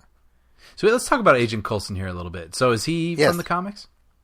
No, but he is in the comics now as a result of the film. Sure. But yeah, he was invented for this movie. Mm-hmm. And I thought I had read somewhere too that he was at one point just called Agent, right? He wasn't as fleshed out of a character as he became. I believe that. Yeah, just because Clark Gregg just added so much to him. And then he became the thread in this scene through all right of here, them. by the way. Sorry, what? Yeah, he did. No, I was just saying. I mean, Gwyneth Paltrow looks terrific. Yeah. Yeah. I think Coulson appears in the first two Iron Mans and Thor and Avengers. Mm-hmm. So he's in only 4 of these movies. When you think about it, it's not that many. Yeah, wow, that's kind of funny. But then, although he will be, Brian, in the upcoming Captain Marvel starring Brie Larson. Really? Well, because it is set in the 90s. Oh, I did not know that. That's interesting. Yeah. So they are going to start getting non-linear here. Well, by a bigger degree. By a bigger degree, yeah. So we're gonna see a youthified Sam Jackson. Really? Is that a thing? Yeah, he's gonna be made to look younger. Huh. And he's gonna have both of his eyes. Huh. And Coulson's gonna be his sidekick, I guess. Yeah. So they, in the cinematic universe, they're never going to acknowledge that he came back to life. Yeah, I guess not. I mean, it's obviously the Agents of S.H.I.E.L.D. has been going for 5 years, and Coulson's been off doing his own thing. So, I guess that show is just one of those things where you're like, well, if you want Coulson to be alive, there it is. Mm-hmm. I think that's something even Joss Whedon said. Even though Joss Whedon is the one who wrote the pilot of Agents of S.H.I.E.L.D., I believe he directed the pilot too. He's like, as far as I'm concerned, Coulson is still dead. Wow. And excuse me, it was his brother who was in charge of this TV series, right? Yeah, Jed Whedon. Yeah, so nepotism's a thing, I guess. Yeah, well, I was going to say, so a big favor for him, I imagine, getting the director of the biggest film they had at that point. But then it's interesting that he's like, yeah, I'll do this and I'll launch your little thing. But yeah, that character's really dead in my eyes. Yeah, it's like you get like I'm of two minds because I think that Coulson's death is very effective. Oh yeah. It's like because pivotal we do for like them. the character. It is, and I think honestly, like even in this film, right? I mean, Clark Gregg is able to do so much with so little. Mm-hmm. Right? I think he's just a charming guy in a very unassuming way. I think the purpose of the role in this film, especially, is to sort of blend in. Mm-hmm. And it's funny because at the time this movie came out, Clark Gregg was on a show called The New Adventures of Old Christine. Right. Julia Louis-Dreyfus. Yeah, exactly. He played her ex-husband, and they had a continuing combative relationship. And so I already liked him. Mm-hmm. And so it's like, oh, it's the new Christine guy, But like, could he have imagined? I mean, let's be honest. Agent Coulson's the role that's going to define his rest of his career. Yeah. Who would he have thought that? Yeah. So this bit right here, I really like where Tony is connecting the dots about what his company is responsible for, right? So this is where we put to the test his newly found, conscience. Mm-hmm. I feel like this film in particular, you could do, it could be a chapter in like a screenwriting book in terms of economy of storytelling and how you lay out the stakes and how you guide your character's journey. Mm-hmm. Because had there never been a universe to follow after this, you would have still had a movie with a beginning, middle, and end that gave our character a journey that felt satisfying at the end. Mm-hmm. That's how every first film should be. Yeah, exactly. It really, Yeah. And I think, when we look at the Marvel first movies, they're all pretty good at that, I think. Mm-hmm. Yeah. At feeling pretty satisfying. I mean, we're at a point now where you pretty much you can anticipate that there's going to be a sequel. Like, it's not as much of a question mark. Mm-hmm. But like certainly this first batch of movies, like the first Thor, etc., it's satisfying. Captain America is kind of an interesting thing because by the time that movie came out, they'd already been filming the Avengers. Oh, okay. Yeah.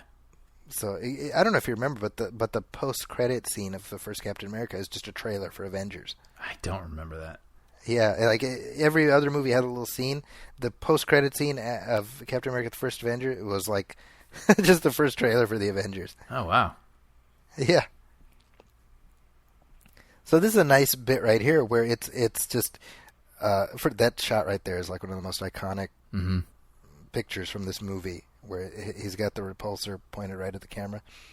But this is where he realizes he can use, because the repulsor is meant for flight stabilization, but he realizes here he can use it as an offensive weapon. Mm-hmm.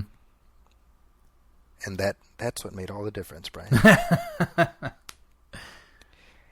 And repulsor technology, of course, comes into play later because that's what keeps the what do you call it? In Captain America: The Winter Soldier, it's those helicarriers. Oh, right. Yeah. That are crucial. Those are repulsor technology. This is what you were talking about here. See, look at this. I love. You just buy it. It's this, like a suiting up thing. That's exactly right. I like the idea that there's an elaborate machine works here that's got to put that on. I like it less when it's just, let me push this little doodad here. Yeah, or it's like a little suitcase and it couldn't feasibly fit. Yeah, like it's gotten more unbelievable as we've gone along, and I almost feel ridiculous saying that because of where we're starting, because this is itself unbelievable. No, this is completely. Yeah, but I boom, that's pretty cool. That's great. When I see some of these behind the scenes photos and you see that he's in basically some sort of suit, like spandex suit, and they'll put it on later. I remember it was a big surprise to me, like, oh, he wasn't wearing anything. Like, right. For the most part, I feel like it always looks like he has something tangible on him. They do a really good job with the armor. It's pretty remarkable. Mm-hmm. It really is, yeah. So this is again, we talk about sort of grounding it in the real world. Nice way of contextualizing this character in what was at the time of a very omnipresent conflict. I mean, we don't really talk about Afghanistan anymore, mm-hmm. But back then it was kind of front and center in the news. Yeah. So wait, how far are we now? Was this 1 hour and 16 minutes, and we're going to see him suited up and in action for the first time? We haven't seen him as the archetypal Iron Man mm-hmm. until like right now,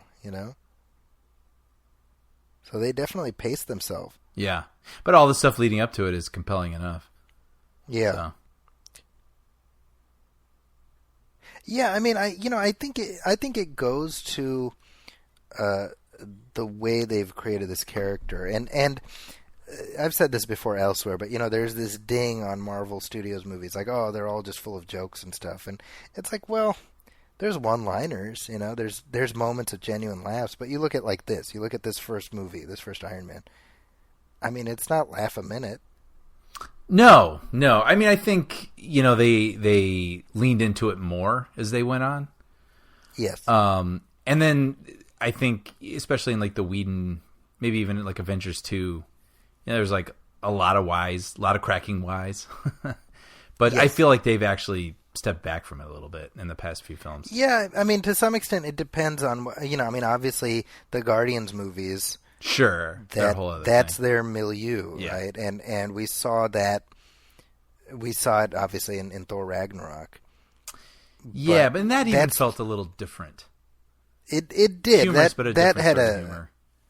It had like a quirky sensibility. Yeah. And I think that's been the smart thing insofar as the right lesson to learn from the first Iron Man is just trust your director. Mm-hmm. Mm-hmm. I think what we saw with the second Iron Man and what we saw with the second Avengers is the studios started sort of getting their fingers in the pie a little bit. Because both Iron Man 2 and Avengers 2 resulted in their respective directors just burning out and leaving. Yeah. And I think it was from the like having to answer to, all the suits, if you will. That doesn't seem to be as much of a problem anymore. Oh, maybe they learned from it. That's what I'm saying. I mean, you've got the Russo brothers, right, who are going to end up doing 4 of these when all is said and done. Wow. Right, because two Captain Americas, 2 Avengers, and then you've got what's his name, Ant-Man. What's his name? Peyton. Reed. Peyton Reed. I was about to say Peyton Manning, but I was like, I don't think he's a director. Yeah. Is that the most that any? The Russo brothers, yeah, 4, yeah, by a wide margin, yeah. Wow, that's a lot of time in this universe. It is, but I mean, if you notice, I mean, we're seeing directors returning, and that seemed not to be the case earlier. I mean, like Kenneth Branagh did one, he was done, and then Alan Taylor did the second Thor, and he was done. Mm-hmm. But like every sequel that they have on tap, it seems like it's like Ryan Coogler will obviously be back for the next Black Panther. John Watts is going to be back for the next Spider-Man. Like it seems like that's a thing now where it carries forward with the same people. Mm-hmm. Well, and as fast as they were moving and evolving and figuring this all out for their, I mean, you look at the Star Wars being rebooted here, and they've got all these directors getting fired and replaced and whatnot. I mean, their track record isn't great, actually, since it started. That's true. And then with these guys, I mean, their missteps have been mighty small. They really have. I mean, you have to give it up to Kevin Feige. And, I've spent enough time on our regular show just singing his praises. But I really do think, I mean, the achievement speaks for itself. Mm-hmm. right? I mean, it could not have happened without somebody who had the vision to make it happen. Yeah. And Kevin Feige, I remember when these first two films were coming out, and there was just whispers of, oh, maybe Robert Downey might make a cameo here. But before even that, Kevin Feige had said, like, well, we know that Captain America, we've got Captain America back, we've got Thor back, we've got Hulk. We know that those characters can be the Avengers. That's not something we're not aware of, And like, it was there already in the back of his mind. And it's like all it took was having the idea to do that when you think about it. You mentioned on our other show, like, it's all about filling the void you didn't know existed. Right. And it's like we didn't realize we needed a superhero cinematic universe, or not needed, but that we really wanted a superhero cinematic universe until it happened. Yeah, and so you do it, and then it becomes a thing, and everyone praises it, and then everyone tries to repeat it, and it doesn't work as well. That's right. Yeah. Because the idea of having the Avengers actually show up was just like, that was like, well, of course that'll never happen. Mm-hmm. Why would it? Right. And then it happens. You're like, oh, I guess we can do that. Well, yeah, and not even just with those characters, but it must be thinking of getting all those big actors in one movie to be co-stars with each other. Right. Yeah. Yeah. I mean, what else has done that except for something like It's a Mad, Mad, Mad, Mad World or something, Right. That's true. And I mean, Edward Norton was, I guess we would say, collateral damage on the way to the Avengers, Now, why is that? My sense is that he was kind of a challenge for the Marvel people to work with. Mm-hmm. And then I don't know if you remember this, but like he co-wrote the screenplay of The Incredible Hulk. Edward Norton did. Yeah. He didn't get credit for it, but the version that made it to the screen, it was like all his dialogue. Wow.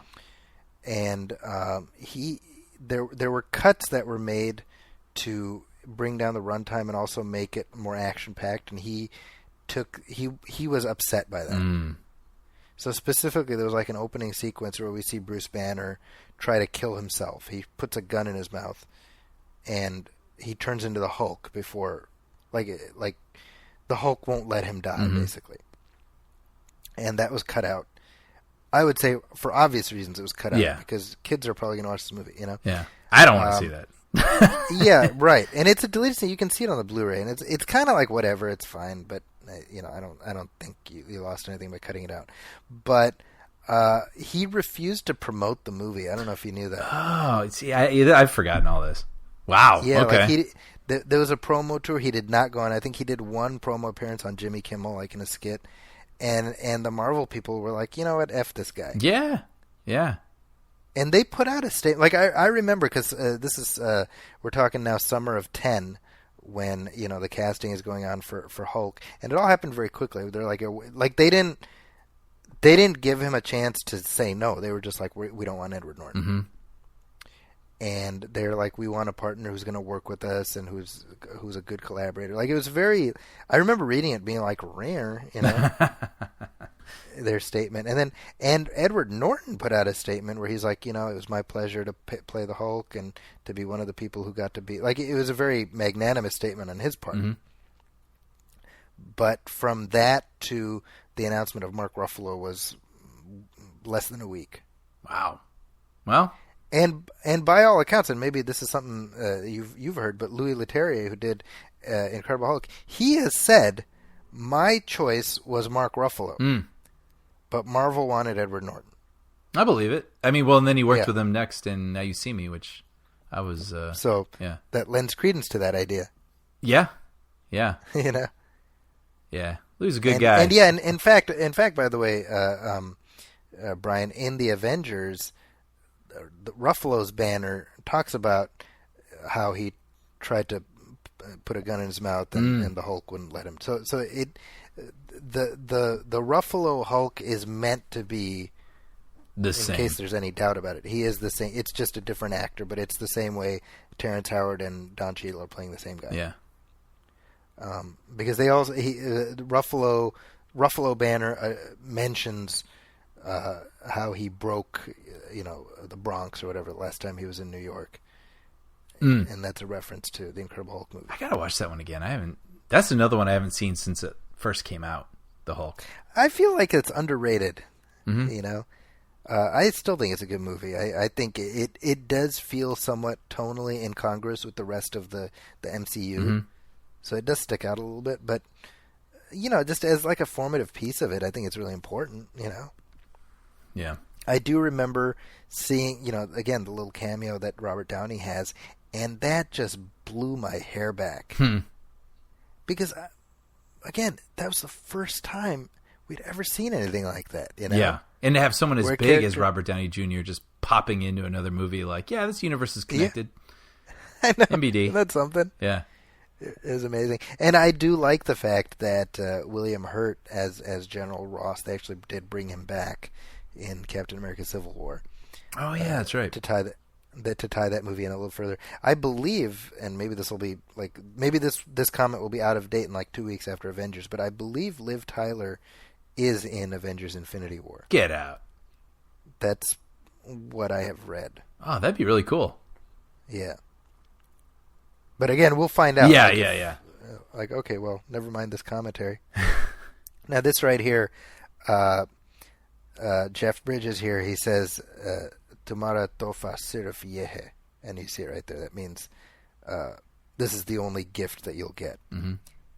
And that's Urdu he's speaking. I'm like, I speak Urdu, How did he do? I just find quite well. I was telling my wife, I was like, how weird is it hearing Jeff Bridges speaking Urdu?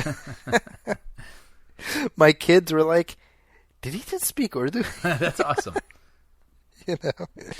Jeff Bridges, I love Jeff Bridges. Yeah. I really do. Like, has he been in bad movies? He absolutely has, but he is good in every movie he's in. Yeah. He's one of those guys that's just so... He just brings that thing that only he has. So whatever character he plays, he's always going to bring that little extra something because he just naturally has it. He's just one of those actors.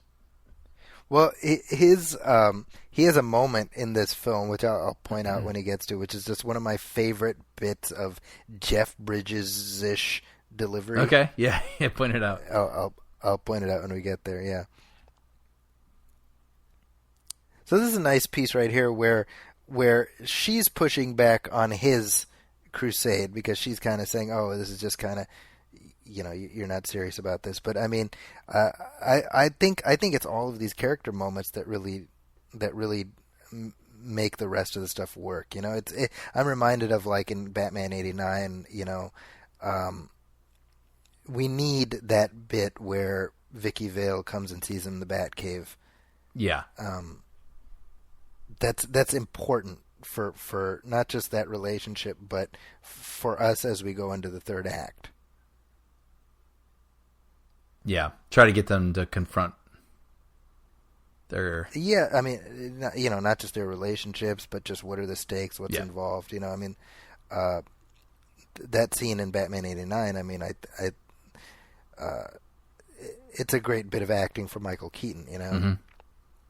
And I think to me, this scene here it plays very similarly, where it's like, why are you doing this? And it's our hero laying out exactly what would prompt him to dress in this outlandish costume and, fight bad guys or whatever. You pointing it out right now, I didn't even think to line it up with '89 Batman, but you're so right. Right? It's very, I mean, honestly, it occurred to me as I was watching it right here. Yeah. Right now. Yeah. That movie, by the way, I mean, Batman '89 is itself so important when we look at, if we were to plot like a trajectory, like a timeline of superhero movies. Oh, yeah. In terms of the long reach that it had. Yeah. Yeah, that's a movie, that came out when I was 9. And so that was back when I just enjoyed what was put in front of me. Right? Yeah. And you enjoy it because it's good, but then when you get older and I never thought of that movie as having a script. Like, you know what I mean? I was a kid. And so, like, and I know it so well, I don't think of it in terms of being written on the page and thought out and everything. And then when you get older and you look at those things, you're like, man, that was, you know, these are solid. The movies with staying power for a reason, you know? And like you say, where they paved the way in a lot of ways and people started doing what they did. Yeah, I mean, you know, it's Superman the movie and Batman 89 are so important to this genre that for me it's impossible to be critical about them, you know? Yeah. I mean, there are nits to be picked, but I mean they're like the lodestones that everything else is built on. Yeah. And something else I feel like I should point out here, when you have you're talking about that scene right there where it's the moment where he has to defend what he's doing and she, you know, doesn't want him to put himself at risk. And in watching this movie now with the sound off with you, it really makes you appreciate good filmmakers. Because I don't hear the music. I don't even hear what they're saying. But where the camera is and the way that they're blocked, the way that they're lit, you just really appreciate a good visual filmmaker who's making me feel what I'm supposed to feel, even with the sound off. Yes. You know?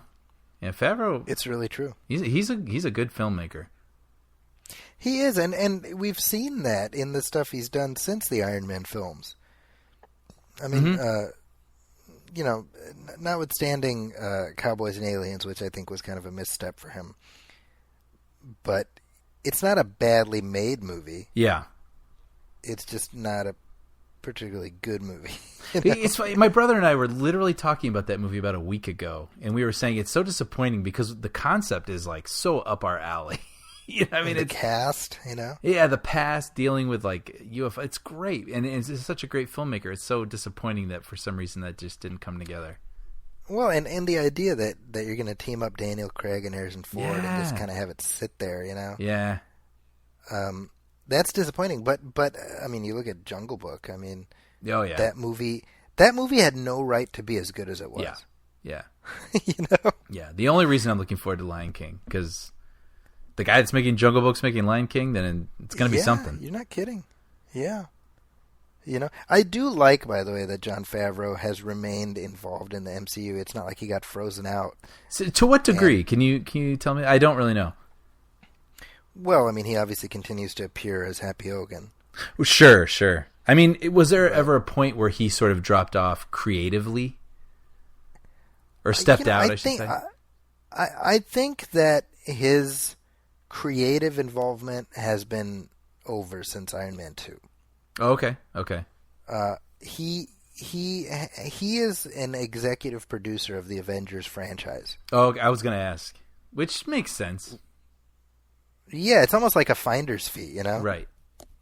That was part of the deal. When he signed to do Iron Man 2, it included being a producer on the hypothetical at that point Avengers movie. Mm-hmm. And that's carried through for all of them. So, I mean, I don't think he has any creative say, but I mean, he's, you know, it's kind of like he alluded to. He's sort of treated like a revered elder, you know? Mm-hmm. It's an acknowledgement. It is, you know, and I'm assuming whatever, you know, whatever pittance, quote unquote, he's getting, it's not too shabby for having no real involvement in it, you know? Right.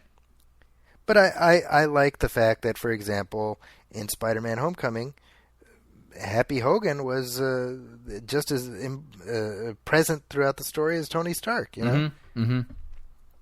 I mean, these are small side characters, but in their own way, they've become just as beloved. Yeah. You know, I mean, it was nice to see Pepper Potts at the end of Spider-Man. Yeah. It was nice to be like, oh, they broke up, but they're back together. Oh, that's nice. You know, I like that idea that we're seeing that narrative continue. Okay, so right here, he's like, make this smaller, right? And the guy can't do it. So right here, Jeff Bridges, Tony Stark built this in a cave. With a box of scraps. Yeah, that's right. What I love is that just literally that clip of him saying that, you can go to YouTube and you'll find that, like a 3-second clip. Oh, really? And so clearly somebody else found that just as endearing as I did. Because it's such a Jeff Bridges delivery. That's really But good. the guy's response is also just as important in terms of the story. What does he say? I'm not Tony Stark. Yeah. Whatever he did, whatever is in Tony Stark's head is like a friggin' mutant power. Nobody else can figure it out. Yeah. Right? Yeah, it's worth pointing out that scientist that he was just yelling at. Yeah. He has like this bald top of his head with the hair on the sides, which was Yes. clearly not what his actual hairline is. It's so evidently shaved, like manufactured to look that way. I'm just like, that was a decision. Well, that actor is somebody. Yeah. I mean, Aren't we all? that's not. No, it is. Aren't we all somebody? I thought actually you were. I didn't know where you're going with that at first. No. He's some. I'm trying to look it up I because he's see. somebody you're like, oh, that's that guy. Like, and I'm gonna see if I can find it. Rory Calhoun. Rory, he's that man who walks and talks. You know? Yeah. So this is a nice bit of business right here, where not only is Tony's life at stake, we've set up the stakes heading into the third act. You know.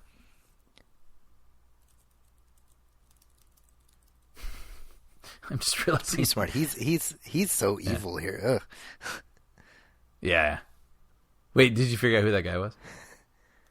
I'm looking it up. No pressure. I'll get there. This is gonna bug me. Yeah.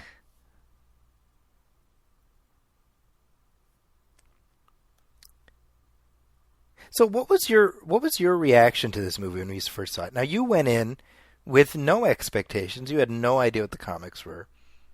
No, and also, as we've said many times, we didn't know what was coming. So I wasn't thinking that this was going to be the start of a thing I was going to be invested in for the next 10 years as a moviegoer.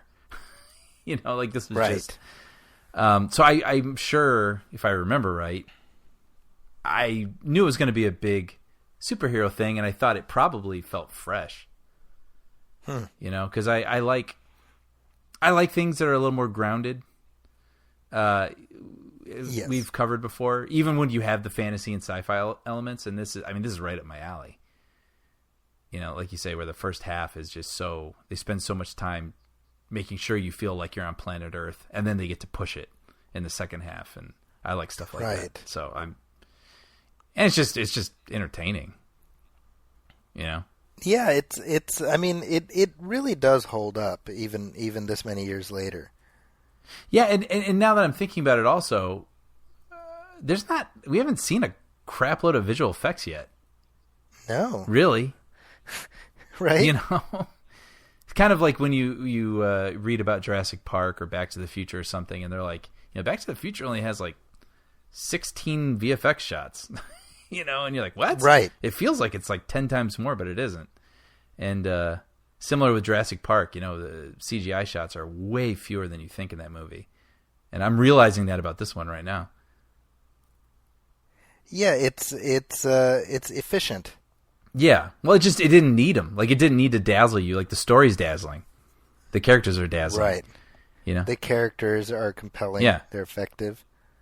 I think that's so. This bit right here, this is what I'm talking about. Look at how perfectly we're set up for this ending. Yeah. Or this sequence here, but in such a way that we don't see all the pieces being laid out. Yeah. And it's like the redemption of Dummy. Yeah. It's really well shot there too for comedic effect. Yeah, it's great.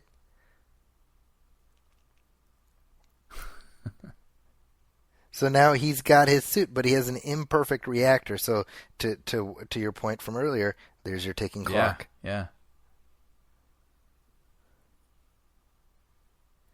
See, So this, we have that tendency of like, oh, the villain is like the bigger, badder version of the hero. Like that does sort of get tiresome a little bit.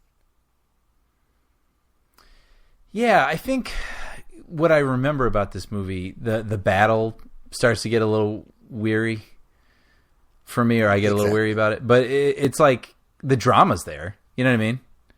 You're right. So it's not. I would say this is like the worst offender of that. What people accuse stuff of now. You know, like when they. Now this cracks me up when Terrence Howard's like, Tony. I was going to bring that up earlier, actually. Yeah, you and I used to do this all the time to each other. We did it for a while. Yeah. We should clarify what we're talking about. We're totally talking like two buddies right now. Like when Terrence Howard is coming down the stairs and he's calling out for Tony, just his delivery, like Tony. You do it. I can't even do It's Tony.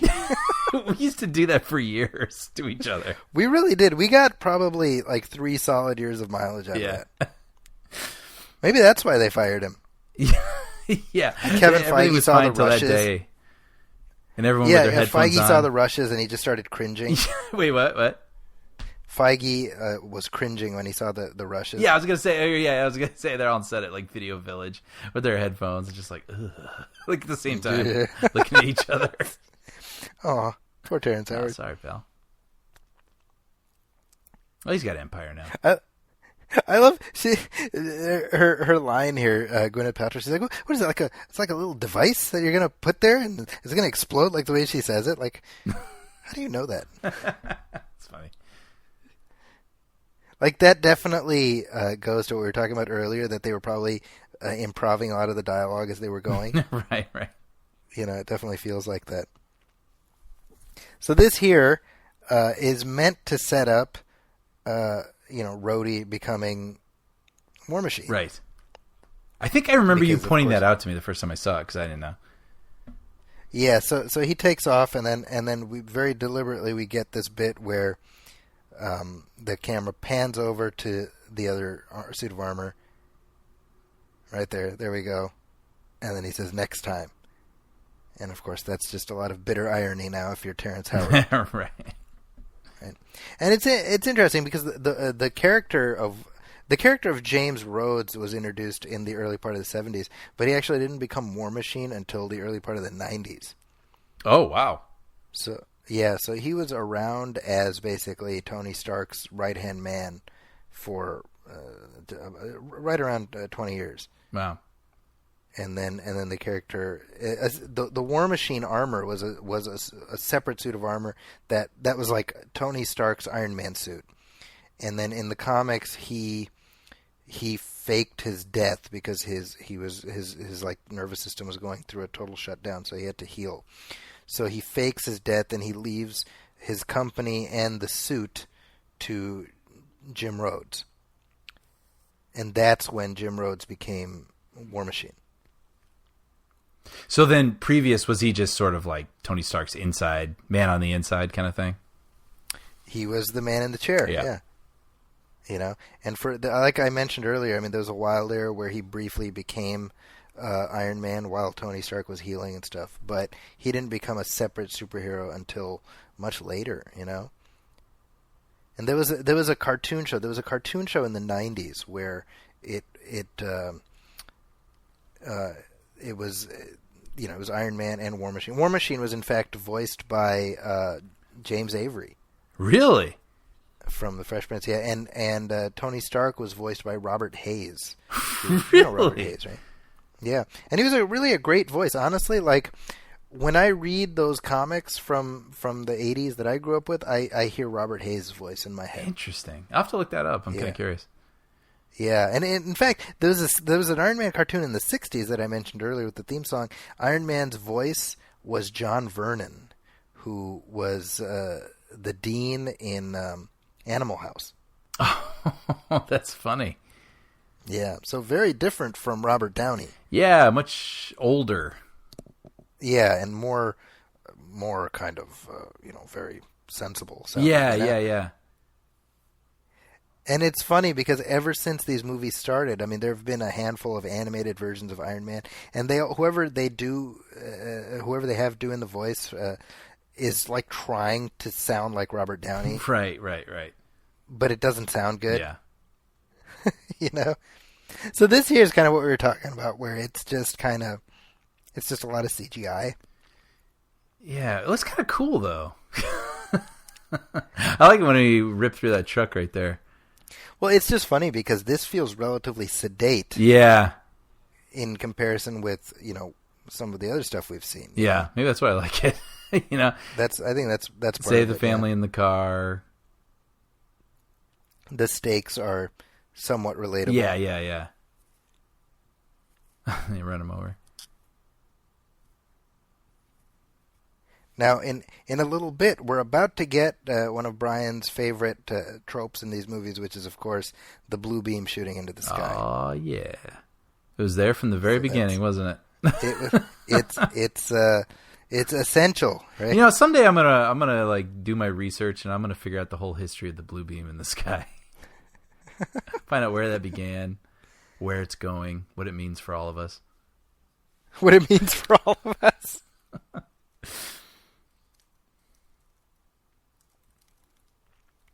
It's kind of funny that bus there. They could be shooting this anywhere. It's kind of smart.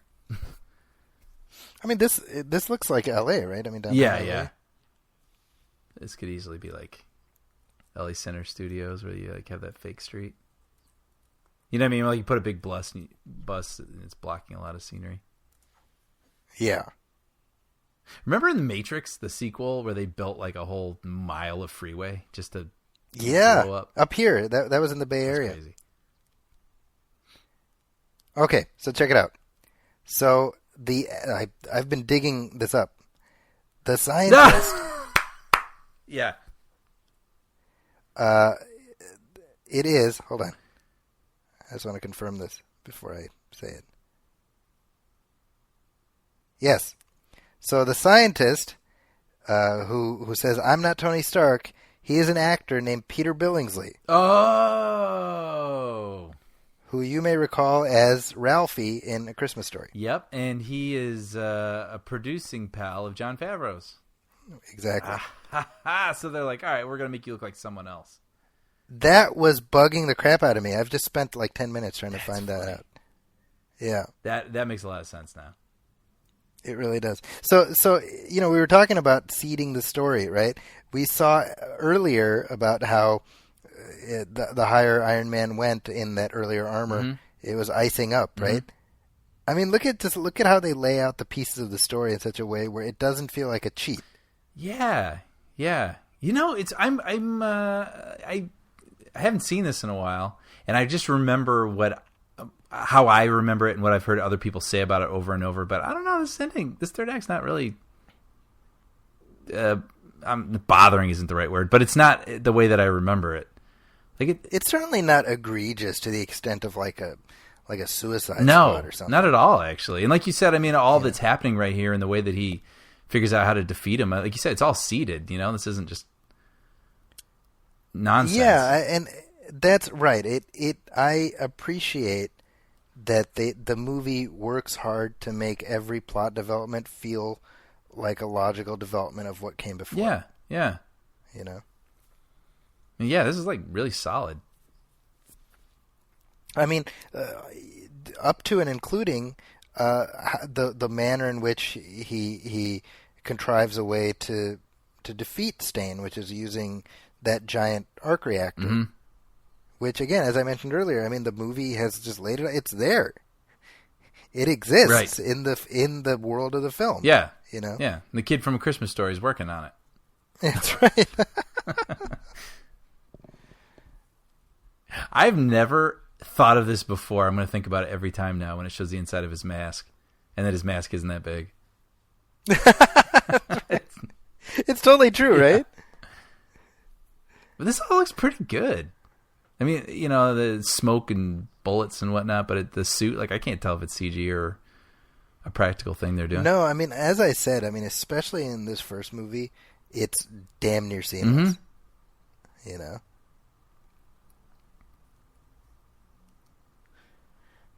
Yeah, this right here. So there's the giant reactor. Yeah.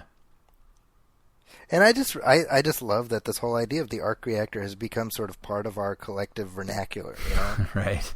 Yeah. Like, I mean, that's what's, I mentioned way up top when we started this commentary about how nobody knew who Iron Man was back in the day. But now, you say Tony Stark and people know. Oh, sure. Yeah. My dad. And, yeah, that was always my barometer. Yeah. you know, like in one of my classes, if I'm like, man, this guy's like a regular Tony Stark, people will know who I mean. Right. And that says something about how ubiquitous the characters become. And that's entirely as a result of Jon Favreau and Robert Downey. Mm-hmm. I give both of them equal credit, honestly. Yeah. You know? I'm realizing, looking at Jeff Bridges right now, he looks sort of like a white James Avery. With the gray beard and the bald head. I was just thinking about him in that effect. It reminds me of Paul Giamatti when he was the Rhino, remember? Yeah. Doesn't it look a little bit It like totally that? does, yeah.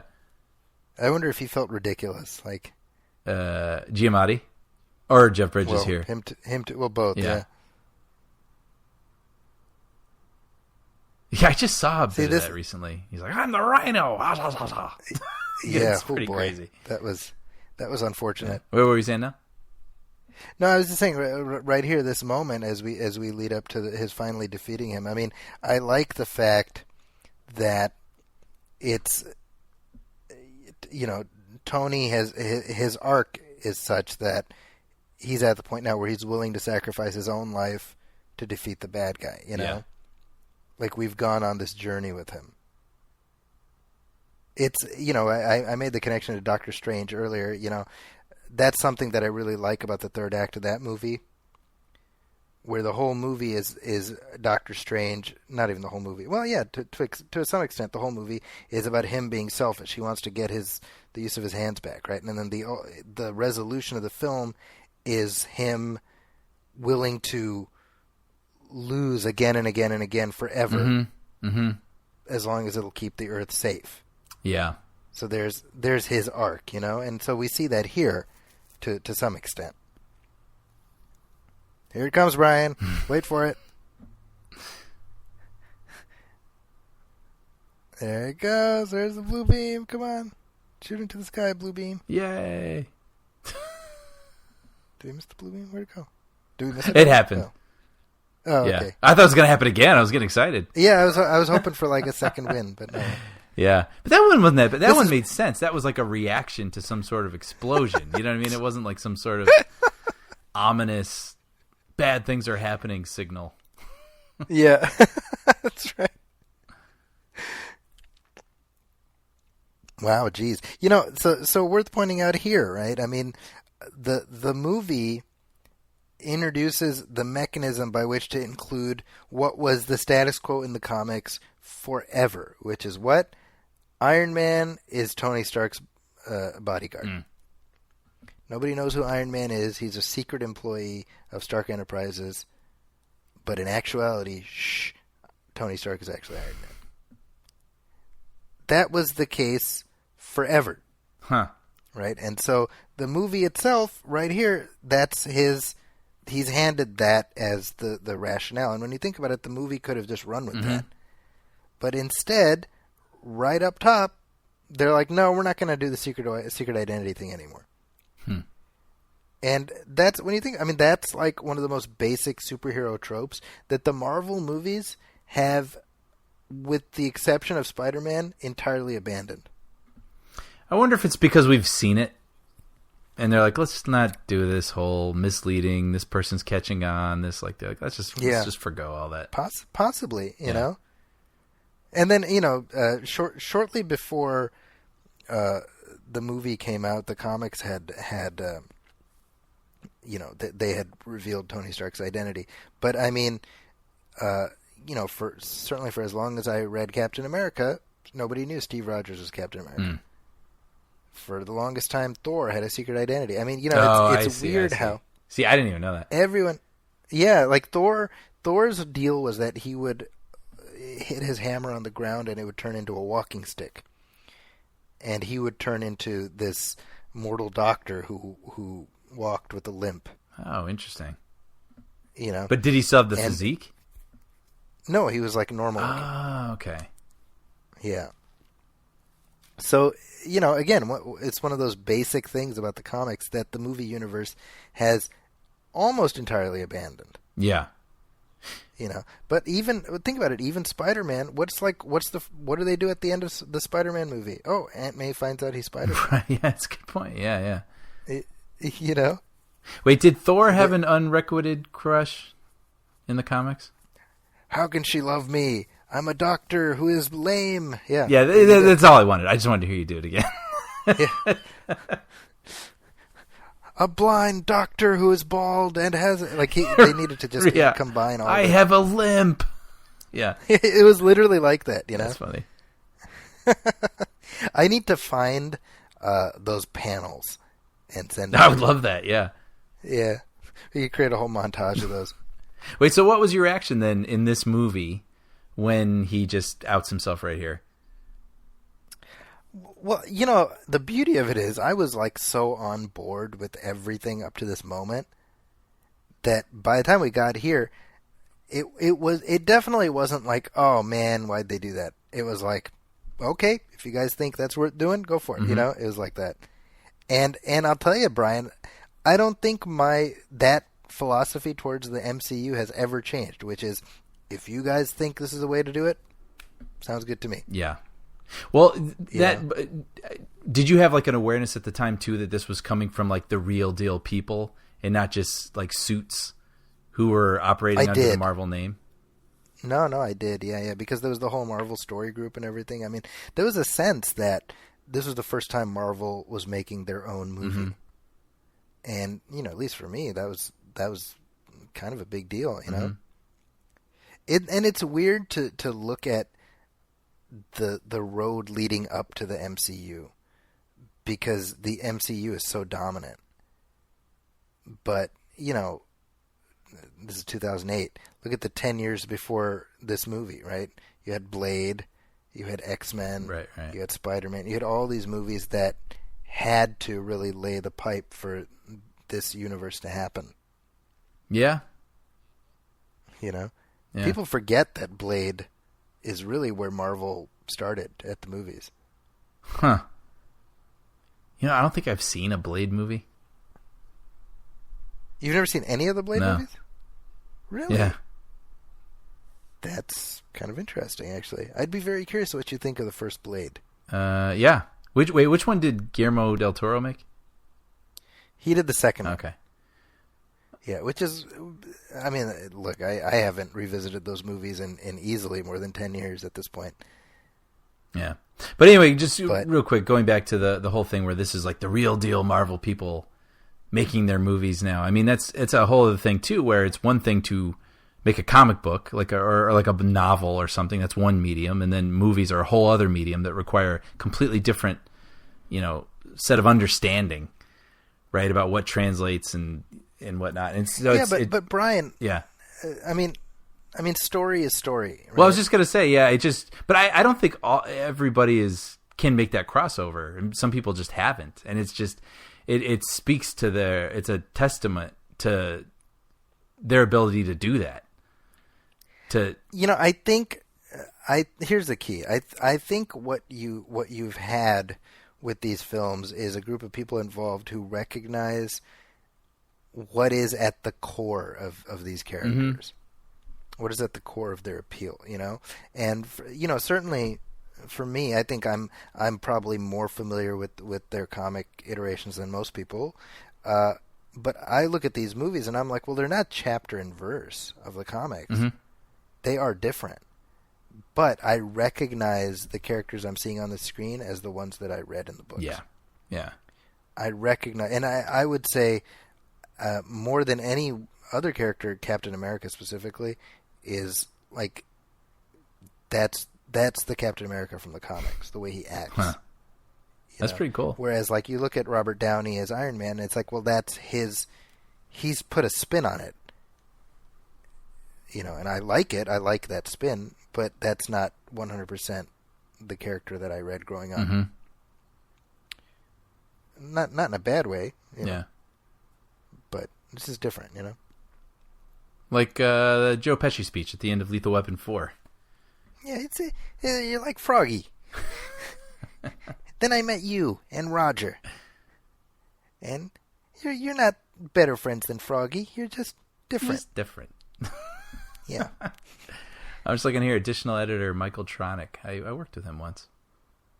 Did you really? He's a nice guy. How Seems funny. like he is brought into a lot of blockbuster movies to sort of finish the job, to bring it home. He's kidding. a closer. He's a closer. You know, as we sit here talking through the credits, it occurs to me how, like, we are now conditioned to, just sit and wait for Marvel movies to end. Yeah, I was just at Ready Player One, and no one got out of their seats when the credits started. Really? And it's funny because I have this app on my phone that I look at as soon as the movie ends. I'm like, is there something at the end of the credits or not? It tells you. And so I saw there wasn't anything, so I was like, okay, I'll go. But it's just funny. Everyone else there was like, there must be something. Right. Yeah. It's weird how, I mean, like I don't remember 10 years ago how many people hung around, but I remember that you, me, and Sean, we waited until it, so I knew. But now it, exponentially, as time has gone by, we've become more and more familiar with just, well, no, this is the ritual. We wait. Mm-hmm. I saw somewhere until the... in like a comments section, someone saying, yeah, Marvel invented the tag at the end of a film, which is not true. That's not true. Right. But yeah, they've conditioned us to know that there's going to be a little tag, little teaser at the end of each one. It's just, I mean, we accept that, Mm-hmm. That's just a thing we know, and that's just how it is. I'd actually be interested in the history of that. See, these are like little 5-minute videos I'd love to watch on Reddit or something. Like, right. What was the first film? Like, I associate them with John Hughes movies mostly, I guess, from the 80s. Like Ferris Bueller. Yes, that's true. I didn't think about that. Planes, Trains, and Automobiles has a little tag at the end. I don't think I knew that, actually. Yeah, remember the movie opens with the business meeting and the guys looking at the different advertisements and wasting Steve Martin's time. At the end of the movie, after the credits, it's Thanksgiving Day, and the guy's still looking at the pictures, and he has a Thanksgiving turkey on the table, like he hasn't left. Oh, that's hilarious. Yeah. So, I mean, coming up here, we have our first Marvel post-credit scene. So, I mean, we're talking about the lead up to that, which is I don't think they had any specific designs on exactly what they were going to do, but they obviously wanted to lay the pipe for the potentiality of an Avengers movie. But more interesting is the fact that they got Samuel L. Jackson in to play Nick Fury. And the roots of this go actually back about 6 years before this movie came out in a comic called The Ultimates, which was kind of an alternate universe reimagining of the Avengers, and it's written by Mark Millar and drawn by Brian Hitch. And the hook of this series was that it was kind of a little bit more risque, a little bit more adult, and the artist was using a photo reference for the various characters. And so Nick Fury, who was traditionally Caucasian in the comics, was reimagined as African American in this alternate reality series. And so Brian Hitch was like, hey, why don't we make him look like Samuel L. Jackson? Now, interestingly, they did not ask Sam Jackson's permission when drawing him this way, right? And it just so happens that Sam Jackson is a comic book fan. So he reached out to them, and he's basically like, it's fine. Just remember to call me if you ever make the movie. And I think he was kind of just joking. But, of course, weirdly enough, how the wheel turns around, 6 years later, they make the movie, and they came up with this idea for the post-credit scene just on a lark. Brian Bendis wrote it. Brian Bendis, a comic book writer. And they got Sam Jackson, and they snuck him in completely. They didn't put it on any call sheets or anything. They snuck it in. They shot it really quickly just as a lark. And the rest, as they say, is history. Wow. I think I'm so used to it now that it's crazy to think of how insane this is that Samuel L. Jackson is in this movie after the credits. Yeah, it's crazy. Yeah. And what's funny is that the comics have now introduced a black Nick Fury character who looks like Samuel L. Jackson, the regular comics. Yeah. Why? Because it reached a point where that's who we think of as Nick Fury. right? And it's weird how the tail wags the dog, right? So what they did in the comics is they actually introduced a long lost son that Nick Fury has, who is black. Mm-hmm. And he found out later in life that he's actually Nick Fury's son, so he took the name Nick Fury Jr. And that is who he is. Bald, and he has a beard, and he looks like Sam Jackson. Yeah. And they just wrote out the original Nick Fury. Yeah. And the funny part about this, at least to me, is that I was reading an old comic, and my kids come up to me, and my second, he's like, "Who's that?" And he's pointing to Nick Fury, the white Nick Fury. In the comics? In the comic. And I'm like, "Oh, that's Nick Fury." And he's like, "That's not Nick Fury."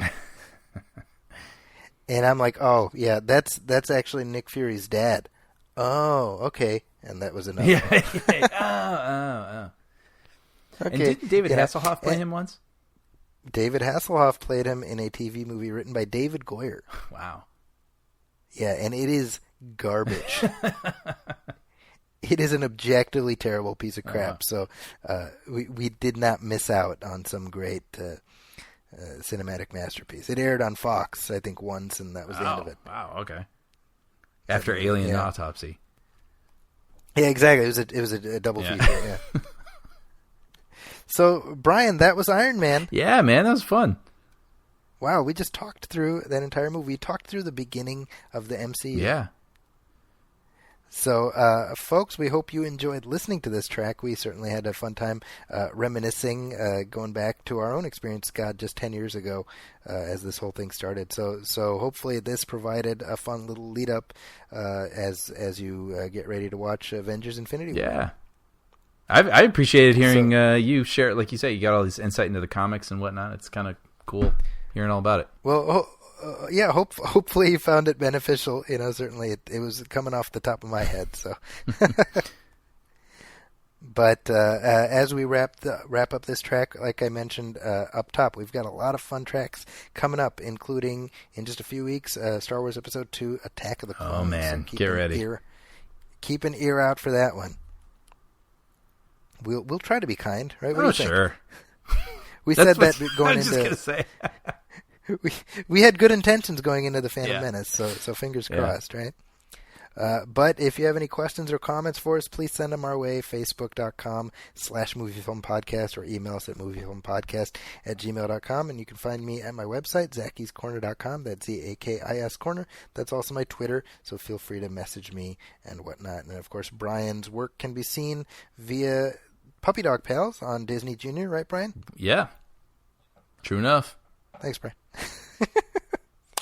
It is late, so we're going to pack this commentary track in, but we will be back with our regular show soon. We'll be talking Avengers Infinity War, and the summer begins in earnest there. So thank you, everybody, for listening.